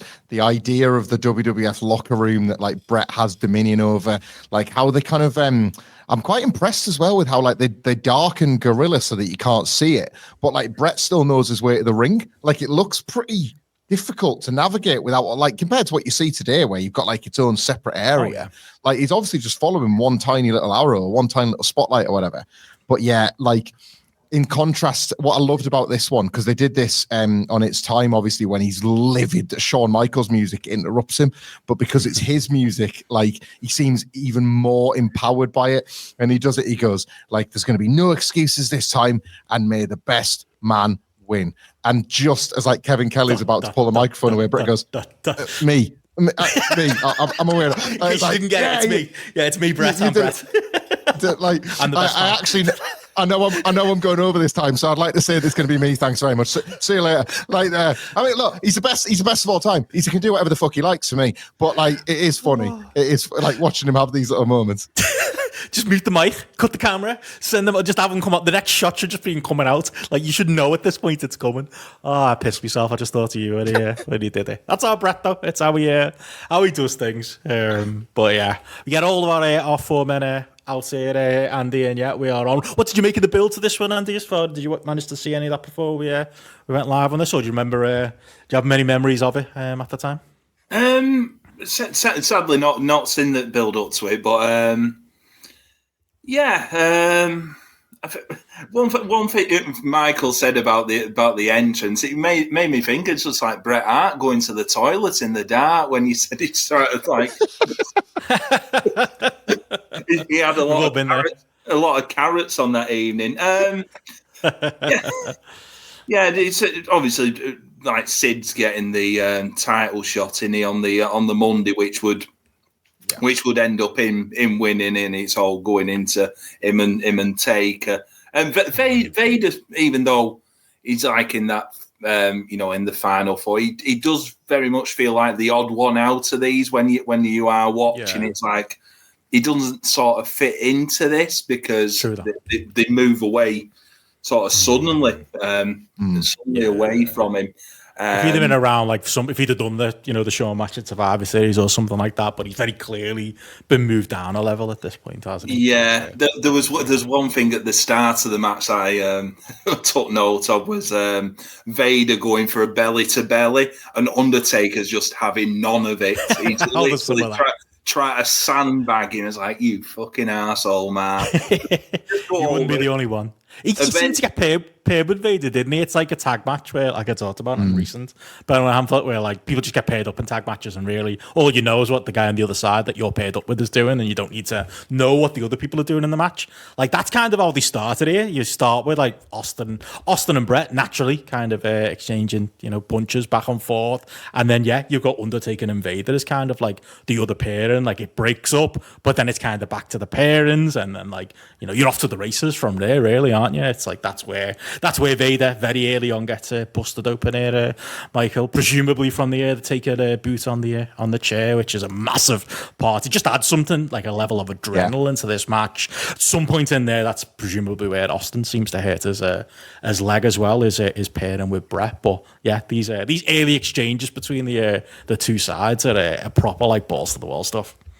Oh yeah, like jumping ahead to say that I just absolutely loved the shit out of this match. I loved it then. I've loved it every time I've watched it, and I loved it for this review just as much. But like from the very early going, I love the fact that that belly to belly that Andy points out, it's Bret that punches Undertaker into it, and that's this like kind of like, ooh, right. So like this really is every man for himself. And again, they've been very careful with when they've had Bret do certain heel spots. And I think there's quite a few examples in this match. We'll miss them because there is that much going on, but like where Bret as a character makes a choice, like whether it's like attacking somebody from behind or being a bit opportunistic because the stipulation allows him. And it's this Bret the Hitman Hart character that's starting to learn, you know what? Everybody else is being a bastard. So I think I'm going to be one as well. Like you're seeing this, it's all sort of like baby step stuff that plays out to the heel turn, is Bret learning to adjust to being in this like this changing world that is WWF. Them couple of spots as well where he's like giving like swift kicks in the bollocks as well. Yeah. He boots Vader low when they're having like a slugfest, and Vader just like does the timber sort of like fall like bump, and it's like that's Bret out and out cheating, but knowing that it's not cheating because it's like within the rules. And I love as well, like this is, so they were running triple threats on the house shows for the first time with Bret and Shawn and Sid before Shawn's injury. And that had never happened before, like consistently. And then other than I think the SummerSlam 14 match with the tag teams with the New Rockers and the Body Donners, and this was WWF's first attempt really at 3s and 4s on a consistent basis. And I got to say, like, I'm not sure they ever got any better than this, because it's almost like as soon as like, I picture Vince McMahon watching this and getting quite angry that you can't focus on like, oh, I wish we told them to do nothing so that we could focus on them. And now I wish we tell like lay out so that we can focus on those two. On the floor. It's so much better for like, this feels to me like watching, remember the first Anarchy in the Arena, and the cameras would, I mean, you were in the building, Benno, weren't you? But like watching it at home, the cameras would miss stuff because you couldn't watch everything at once. This match has that exact same energy. That was my first text home. Like I finished that match, and me and Steph were going around the building trying to like see every spot as it happened and going, okay, there's no way this came across well on tape. And I'm messaging everyone, no, it fucking came across great on tape. They edited it perfectly, and like that's what you want. You want that constant motion, because you're totally right. You get those pairings, and then there's the two different parts of the match constantly doing things, whether it's Bret with Austin or whether it's Vader with Taker, or when they switch it up, and there are bits in the middle because of that. I think it gets messy. Austin gets hit on the jawbreaker. I think he does to Taker. I think that's the moment it happens, and the match gets a little bit messy from there because you can see they're trying to work backwards. Austin does like a weird bad stunner at that point in there as well, but they get back going again, and they just, there's something about the mess that makes it glorious. Before you know it, Austin's on the outside taking a backdrop from Taker, which would be a staple of Attitude Era Austin matches, wouldn't it? It'd be the Steve Bump, wouldn't it? Later on, even with his bad neck. But like, I love that pair up. I love when then Austin ends up paired up with like Vader, so Bret and Undertaker are off doing stuff, and like you get that moment where Vader does like his comical bump into like he just takes out the timekeeper rather than hitting the post for some reason. I think he just and he couldn't see you because of the blood, or he just didn't fancy. He thought he was going to shoot go into the post. I don't know what it is, but it's fucking brilliant. try to swim his way to the guardrail. It's me. I'm gonna get there. I'm gonna get there. Splashes him. And the fucking tag even had no idea that was coming, but Vader's like, well, that's a soft landing for me. So that's great. Like, I love all of these individuals. Like, you end up with a couple of seconds later, Bret and Vader are in the crowd together and they're brawling up there, and Austin and Taker are going back and forth. It's just, like you say, Michael, mayhem, but in such a great way.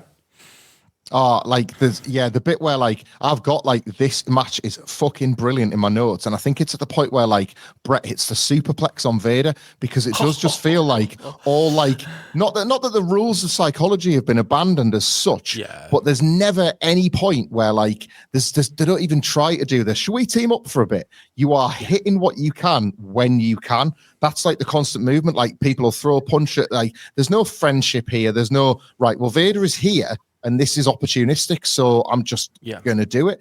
Jim Ross is unbelievable on the call. Like this is like I think this might be one of my favorite Jim Ross calls as well. The constant hammering of like they'll use the whenever you see Vader's eye. Obviously, it's a mess, but it's fantastic. It's the making of Vader in this match, and I would say probably the making of him in WWF all over again. Really, after such a terrible 1996. And like Jim Ross is using that cut every time we get a look at that cut to just put over like, my God, what these men are doing to their bodies. And then you'll see Bret Hart do something a bit like you say, the brawl in the crowd. And Jim Ross has been like, I cannot believe that Bret is willing to do this for the WWF. Like the Undertaker, like we've never seen the Undertaker in a position like this, King. But this is what happens when you're fighting for the WWF title. This is what happens when you're in there with the best athletes in the world.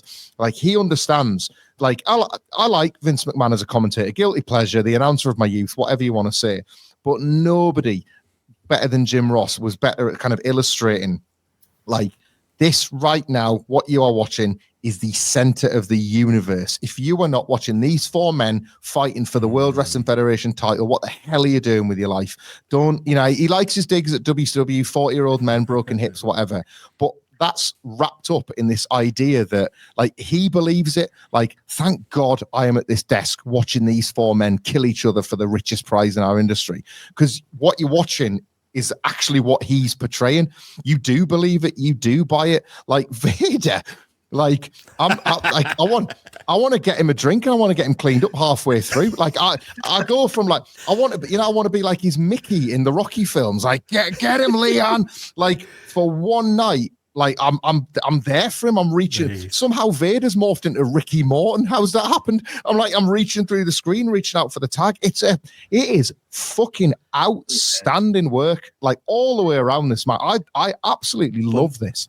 Michael, 2 Vader moments for me, like when he hits the moon, I think he misses the moonsault on Taker, but it's just that it's that he's going for it with he's like, he's literally a wounded animal doing whatever he can. I don't know if you were about to say it, Andy, but like to tie into that a few seconds before, like the camera doesn't even fully catch it, but he's just randomly going for a sharpshooter on Bret, and it's like you're looking at it going, what am I looking at? Like he can't seem to get him over, he can't seem to turn, you can't figure out how you're supposed to turn around, so Bret's just like kind of just laying there, the camera cuts away, and we come back and somehow Bret's now on his front, and like Vader just can't hold it up and just falls over. But it's like, I appreciate the effort, Leon. I appreciate you just trying shit and throwing shit. I don't think Bret wanted you to do that, but you wanted to do it, and fuck it. The adrenaline's run to your head, and we all want to see it. It's one of those matches, isn't it? It is guilty pleasure. That's exactly what Vader is in this match. I think, as Michael mentioned, that superplex Bret does to Vader, it's almost like the exclamation point in it on this is like the first part of the match over, where generally there's not really any wrestling maneuvers. It's all punch and kick and beating up each other around guardrails for the first say 10 minutes of it, but it's done at such a pace. That's why the crowd are so wild during it. It's Austin and Bret are doing something, and Vader and Taker are choking each other on the outside. Like it's just it's whipping everyone into a frenzy. Totally. Like I think the only moment it gets before you get to like that moment with like the superplex, and that's right after Austin gets unceremoniously, it feels like, eliminated, which again we can get into whether it was really the plan or not. I think that's what makes the match does have one little lull where it just gets a bit weird, because I think it's Austin's knee, and like he starts doing weird bad roll-ups on Bret and can't really get himself over on them and doesn't seem to know where he is, and then it's kind of like that's the one point of the match where, like, I don't know if you caught it, Michael, Taker and Vader just kind of stop fighting each other and just wander over, just have a bit of Steve. They're just like two dads coming onto the dance floor going to Bret, do you mind mind if we have this dance? And just cutting in, because clearly something's missing in the stitching here. We're just gonna, we're actually supposed to be fighting here, not you. It's not supposed to be still you and Bret Steve. Like, something I think goes wrong there. Like, there's like a bit of a lull before we get to the Steve like elimination, which itself is a little bit like lesser than you'd expect for such a big spot, paying off all the build to this and paying off the Rumble controversy and all of it. Like, clearly something hasn't quite gone to plan at that point. Yeah, it's quite something, because as great as this is, like, my gut feeling is it was supposed to be even better because they've had to cut a chapter out of it. Like, there's a point where Bret like sort of hauls Austin over the top, because that's what we maybe haven't touched upon. For anybody that's watching this that hasn't seen this match, I mean, go and watch it. But this is ostensibly a mini Royal Rumble. They say that pinfalls and submissions are fine, but this is supposed to just be picking up where the Rumble left off, and instead it turns into this like violent arena-wide bloodbath instead. But like Bret sort of, as you mentioned, Benno, like at some point Austin's knee's gone, but he's working through it, and you notice, but only if you're looking for it. You wouldn't notice otherwise. But then they're doing like an elimination tease, and that seems to be it. Like, Austin seems to jar his knee, and when he rolls back in, he can't put weight on it, and you can tell. And then he lies down for a bit, and Bret just sort of leans over him. And I have to assume that they're having this moment where they're going, "Oh, we'll not do that. We'll not do that. I'll just throw you out." Because then nothing happens for a bit, and then he gets rid of him. And I wonder, because obviously Austin has to hobble out. He's got more to do. You know, his night isn't over. But like I wonder what they had to cut just to sort of for Austin's benefit. Because after this, his next. So here's a bit of trivia. His next match is WrestleMania 13, and that's the first ever match where he wears the knee brace. So this is the last we'll see of Austin without. So this injury is enough. Because he's got knee sleeves, hasn't he? He's got like blue ones under his knee pads. Like, clearly something's not right even coming into it. But it's the brace from here on out, and he doesn't work between now and WrestleMania to keep that match alive, obviously. So whatever they've cut, it must, like, Austin's obviously been gritting his teeth, but enough must be enough after that little way that he jars it on the rope. And I like, fair play, because honestly, the what he's gutted it out through in the meantime, it's quite impressive. That's the thing. That's the only thing this match is missing, because, like, again, those 20 minutes are so exciting. Seeing all the big spots, seeing them all go back and forth, and seeing them brawl all over, which is a bit weird when the stipulation is supposed to be thrown over the top rope. It's supposed to mean something when you hit the floor, and these just rip that up straight from the start as kind of a stylistic choice, which is fine as long as you then do the legwork of selling what are the near falls here, which are, you know, almost eliminations, and you don't get much of that, probably for the reason you say there. And like I say, all of the story around this match is about Steve Austin being thrown out of the Rumble and getting back in. You would imagine they had lots more to hammer home about that here, but instead it's kind of broken, isn't it? Like, Bret kind of dumps him over the top, and it's kind of, like I say, not much to it. That's when Vader gets eliminated, because Bret does that's where the superplex spot is. He does like a sharpshooter, and then Austin comes out, and that's a bit of a distraction, isn't it? I think he's going for the Vader bomb on Undertaker. Undertaker low blows him, and then Leon's out. And then even then, when we get to like the Undertaker spot at the end of the match, it's like clearly Austin's supposed to be in a spot that he can't quite get to because of his knee. So it's like one of those Rumble moments, isn't it? Where like Undertaker's supposed to be going for Bret, but he gets Austin, or the other way around, but he kind of just leans over Bret and hits Austin, and then Bret eliminates him. And they do a good bit of teasing before that with, Bret trying to get a roll up on him from the Austin distraction and such. But clearly there was more of a story they were trying to tell there, and clearly Austin probably wasn't going to go immediately to the back, or they were going to do something that had, like, harder echoes of the Rumble 97 story there. But they still managed to pull it together. They still managed to hit the points that they were supposed to hit. But like you said, Michael, it's not quite as dramatic as they probably had planned. It's a shame it's such a race to the finish, because when Undertaker like punches Vader in the dick and he falls out, and like, I know Austin's out there, I love this. Austin will just not fuck off, and that's such a brilliant energy. The refs are grabbing his legs, aren't they? He's trying to get in the ring, and they're just holding them back. Get away! He's like a proper rabid animal, to use the JRism. But like that, as when Vader goes, and it's like the fans all at the same time realize, oh my God, it's down to Bret and Undertaker for the belt. That building is shaking. Like, I'm almost sad that they raced to the finish, because the audience want to live in that reality a little bit longer than they're kind of allowed to. It's electrifying. It's like that AJ Styles camera from France, isn't it? It's just literally like, it's totally rocking about. But I think what sort of adds to this match is because all the eliminations are basically chucking someone over the top. Yeah. No one loses face by taking a pinfall here. So everyone out of this match comes out stronger than they did coming into it. Well, Vader, like 10 times you'd think, but don't work out like that, does it, for him? Poor lad. No, sadly not. Any other notes on the match before we get to the post match? No, I was going to mention that that spot where Taker chucks Vader out, and that pop coming through the telly was excellent. It's like, yes, we're in business now. Yeah, it's just a great match, for what it is. Definitely. What would you give it star rating wise? I went 4 on it. 4 out of 5 for it. It's top notch. It's best thing on this show by a country mile. Definitely. Maybe take it for granted, Dag. Like, if you think about that closing stretch, and it's Bret Hart and the Undertaker, right? Like, this Bret Hart character has been desperate to the point of turning heel almost, that he can't get this belt back, right? So that's been the whole story of Bret's return. He's quit the company once already. They're taking some pretty big swings with Bret's character. And at the same time, this is this new babyface Undertaker that's like survived Mankind and come out the other side and hasn't held that world title since he beat Hogan for it in 91. Like, imagine that feeling in 1997 and having that realization. Like, there'll be people that are like Undertaker lifers that were desperate to see him get the belt back, and now they're within seconds of having it. Or Bret finally, like, it's either Bret going to have it for the first time since the Iron Man match against Shawn, or the Undertaker going to have it for the first time since Hogan. Like, you would feel like you're in the, like, Austin and Vader are still the people on the come up. Like, Bret and the Undertaker are the real stars in this one, and one of them's about to be world champion again. Yeah, it's a long time, that, isn't it? But especially like the first time Taker had it, it's a long distance between title wins. You don't think about that until you look back. 6 years. Yeah. It's funny because, like, I was watching this, like, knowing, but, like, I guess I didn't unlock the part of my brain that knew that Bret won here. And, like, there was part of me that was kind of like, because we obviously were going where we're going, WrestleMania, misremembering that, like, Taker went over here, or misremembering that there was some other finish than there is. And obviously, you know, you get to sit out post-match to do the stare down with Bret and set it up. And Undertaker's more bothered about Austin, isn't he, post-match here? And, like, it almost feels like they're setting that up, rather than, obviously, we're going the other direction with both of them. But, like, yeah, that's kind of, I'm ready to bury this period, Michael, when we get into it. Like, I'm ready to hate on the fact that Undertaker versus Sid is the main event of WrestleMania when we do get there.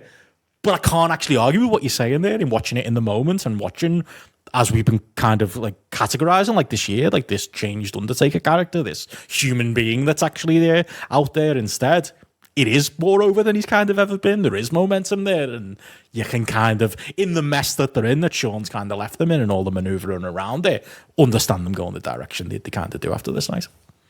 Yeah, like, I like the work rate once a year Undertaker from that later WrestleMania period. Like, I like that as much as anybody. You know, the Shawn matches. I think the Edge match is fantastic at WrestleMania 24. There's those moments for the Undertaker.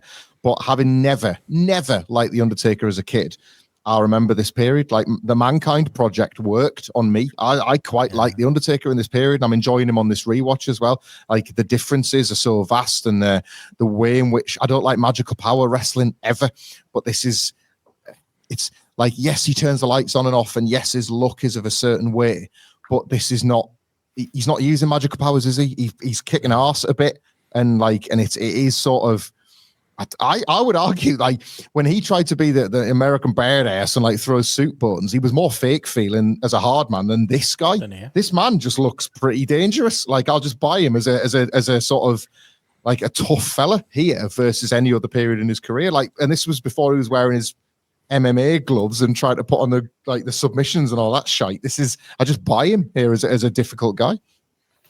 Massively so. Great night at the office for him. Great night at the office, as you said, Andy, for old Leon White Vader here as well, and great night for Bret as well, and Steve. But yeah, Bret's the man. Bret picks up the win. Bret is the champion once again, and he's probably thinking, yeah, Sean's gone too. He'll never come back. all is right in the world. But obviously, like I say, we have a Raw to build the next night with Sid. But yeah, we'll be covering that on the next Housekeeping, and it brings us to the end of In Your House. Yeah, what you make of it as an overall show? Very much. If there's anybody out there, I think we said it last month, and we might go if anyone's out there listen to us thinking, oh, I'll shoot off and I'll watch it now. Just watch the main event, lads. I think that's all you need. Like the full half an hour is actually on YouTube. Like when I finished my, I was halfway through my Netflix viewing and I had the main event to go. I ended up just watching the main event on YouTube because it's entirely there. Entrances and post-match intact. It's about a 33 minute version of it. It is out there. That's all you need. You don't need a Netflix sub for this because as much as it's historically important to maybe see one of the early Rock and Hunter S. Helmsley matches, I don't know if the rest of this undercard was worth it. But the main made it for us, which is the story of the Fed in early 97, surely. Yeah, I was happy to see I watched it through Netflix and I saw 1 hour 43 minutes as a show. It's like, oh yes, which is what we've just hit coincidentally. Yeah, there you go. Yeah. No, it's just great seeing that that timing and for me to watch stuff going back. It's everyone lives for nostalgia nowadays, don't they? And this was a good bit of nostalgia, definitely with the main event, even. Like I said, some of the work in the Furnace and Lafon and Bulldog Owen match I enjoyed fundamentally, but no character coming through there. It's reminiscing, isn't it? And enjoyed it. I think like something we've learned on this, like In Your House Odyssey. We all knew it deep down because we're all different variants of a different kind of Fed head. I think between the three of us, but like certainly. With a couple of exceptions, and they're the shows that stink as a result.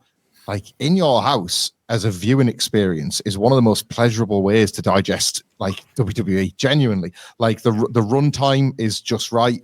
There's pretty much a banker of a guarantee of at least one great match because a Bret or a Shawn or whoever simply won't allow like it to be a bad night. Sometimes you get more than one, and that's great, but as a platform, even like when the mid-card matches and the undercard matches don't work, like as a snapshot, it's so bite-sized and it's so digestible. Nothing hangs around too long enough for you to get sick of it, with the exception of Bulldog and Diesel. Nothing hangs around long enough for you to get bored or you forget to get sick of it. It's such a like when me and Benno get into season 2 and 3 hours, and obviously it's such a game changer financially for WWF, but I think it changes the vibe of an In Your House.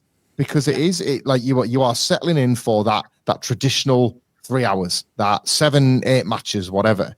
There's just no fat on these things ever, really, is there? Yeah. Do you feel though as well that a lot of these matches, well, especially on this show, the undercard, it's very much TV style format matches, aren't they? Let's just straight in 5 minutes, have one promo after, and then go into the next match. It's just like there's no like 25-minute adverts what you get nowadays, and you're just like, come on, just get very basic. It's like, I mean, I because you're here, Andy, I can't help but bring up Brit Res again, but like when I was training in GPW, like the style they taught me was this. The style was shine, cut off, hope spots, babyface comeback, big finish. Like that was the structure of a match. Honestly, in those days, I wish I'd watched, as daft as this, some Rocky Maivia, or like watched like some of these matches from these undercards, some Al Snow from like the big 90s, because they're literally, it's not really any bells and whistles on these In Your House matches. They are literally that structure. Might be a little interference spot at the end, or they might be a little bit creative with the hope spots, but like they're just basic American TV wrestling, really, aren't they? But on these In Your Houses, massively so. And like, totally agree. Like, I think this one, though, I think this is, for me, Michael, a bit of a turning point as well, in that, like, this is the most consequential thing. We've had better matches, but this is the most consequential thing I think we've seen on an In Your House. Like, this is the WrestleMania, not only just the WrestleMania main event kind of being like set out, but it's somebody winning the world title, and obviously that wasn't the plan going in. So it's partly like, circumstance as well. But Bret winning the belt on this, I'm actually, to be honest, when we were looking at the the viewership before, the buy rate doing 120,000, you'd expect it to do more because, like, yes, there's no undercard here, but those stakes are so high. I mean, I guess the WrestleMania buy rate isn't particularly great as well, so maybe that tells you we're not quite all the way there yet. But this is the biggest like happening that happens, and obviously in a year or so we get a lot of happenings on these types of shows. But again, even that win seems to be changing. Yeah, you're not like we talked about. I think it was the first time. Was it maybe Buried Alive? Was the first time they were hammering that like you got to watch Raw tomorrow night. Stuff's here, but also don't miss Raw. Don't miss Raw. And of course, like, Raw is such Sid versus Bret, arguably more important too. They're setting that up just as much as they're setting up this 4-way. But they're kind of, especially when it comes to the main event, you can't argue it with the undercard. But with the main events, they're telling you like you can't miss any. Everything's important, isn't it? Yeah, you have to watch Raw. You don't want to miss what went down at Shotgun at that nightclub last week, and you better buy the pay-per-view. Like they really want you all eyes on all of it, on everything. Like because like God forbid anything seem low value in case you turn over. Like that's the pressure of the opposition, isn't it? They don't want you for a second for your eyes to even look in the other direction. That's it. Well, we'll defend the Ketas going on at the same time as well. You know, got to be careful. A lot of competition for eyeballs, as they would say in 2025. But there we go. There's the Fed in 97. Sets us up nicely for the rest of the year. And been cracking having you on for this one, Andy. And obviously, we said at the top, obviously you and your Jeff are often recording together, but plenty going on the Graps and Claps universe, shite and all kinds. Do you want to let the people know where they can find you, where they can find your Jeff if they want, and where they can find everything else that you're putting together? Yeah, you can go and follow me on X at OccupyPart3. Go and follow my podcast, Graps and Claps podcast at GCP Podcast 1. We've got many things on there, live show reviews from not so many of our travels now to the Brit Rest scene because, as Benno quite knows, it's dead. But you can also go and listen back to our back catalogue of we review quite old British wrestling TV shows, myself and Kieran Lafort off the other podcast I'm on, Nothing Can Like It, where we've done Transatlantic Wrestling Challenge, UWA, currently coming to the end now of Reslo, which was a Welsh language wrestling TV show on Netflix. Fine, that was. I didn't even know that existed. Yeah. Amazing. So got that to finish off, and also we do a series on there called Shite. It's also been called Muck. Michael's been on there. I've subjected into concrete crypt matches, ITV celebrity wrestling. God! Bit of sumo slam. Unbelievable. All the good stuff. Yeah. So go and listen to that on all good podcast platforms, and also go and listen to the other podcast I'm on, Nothing Can Like It, which is at FWA Pod, where myself and Kieran and Eddie Sideburns go through the FWA's time on television. Currently going through the Wrestling Channel era. We've had interviews with Andy Quilden and a few others, John Atkins as well, the ring announcer, who was a great chat to, and we've got more interviews to come up, and also show reviews as we go along on the journey to the end of the FWA. Brilliant stuff. Cracking podcast, I always say it too whenever we chat, but I always love that, like it's people in the industry who love that one as well. It's all of the history brokers of the FWA times that you've obviously had on there as well, but feels like are out there too, and it's well earned. What a concept for a podcast, and it's great to see it going from strength to strength. So everyone should definitely follow Andy, where his podcast today are sold. For me, follow me on Twitter at BensonRichardE, and obviously we've got lots of grapple stuff going on. I'm actually in Tokyo right now, honest. There's plenty going on grapple. I'm sure Matty and even Michael, who's over on grapple this month, haven't burnt the house down, but plenty going on as always. I believe a fresh episode of Time will have hit your feeds this week as well, so definitely check all that out. We've got it going over at grapple, and Michael, what's going on with you, and would you like to close us out? I mean, I would like to second both of your plugs, because it's only just occurred to me as the three of us sit in a room, we've gone just shy of 2 hours reviewing And In Your House. But between the two of you, I've listened to 6 hours of Andy Q. So, like, thanks to both of you for your separate interviews with him at the same time for all the various different stories. I got unbelievable insights. Andy, I'll take any opportunity to plug Graps and Claps and the FWA pod as well. Absolutely brilliant. Like what proper ones I look forward to dropping on the feed, like day one listens as well.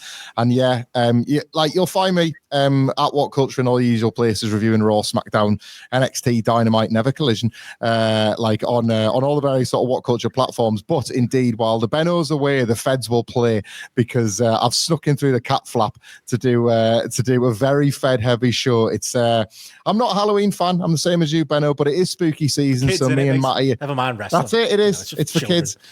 We're taking a look at some of the scariest Fed angles of all time from the early 90s, the stuff that put the shits up us, from the likes of what Earthquake did to Hulk Hogan, what Nails did to the Big Boss Man, and what Crush did to Randy Savage, and lots of stuff in between from those scariest of Fed years. So you can find that on the Grapple Patreon, which I am indeed a proud subscriber of, very much worth your money. And yes, in the meantime, What Culture, Michael Hamflett, as long as you want to say nice things about me. If you don't, maybe go elsewhere. But in the meantime, I'll say thank you to both. And for everybody listening, thank you for the house. See ya.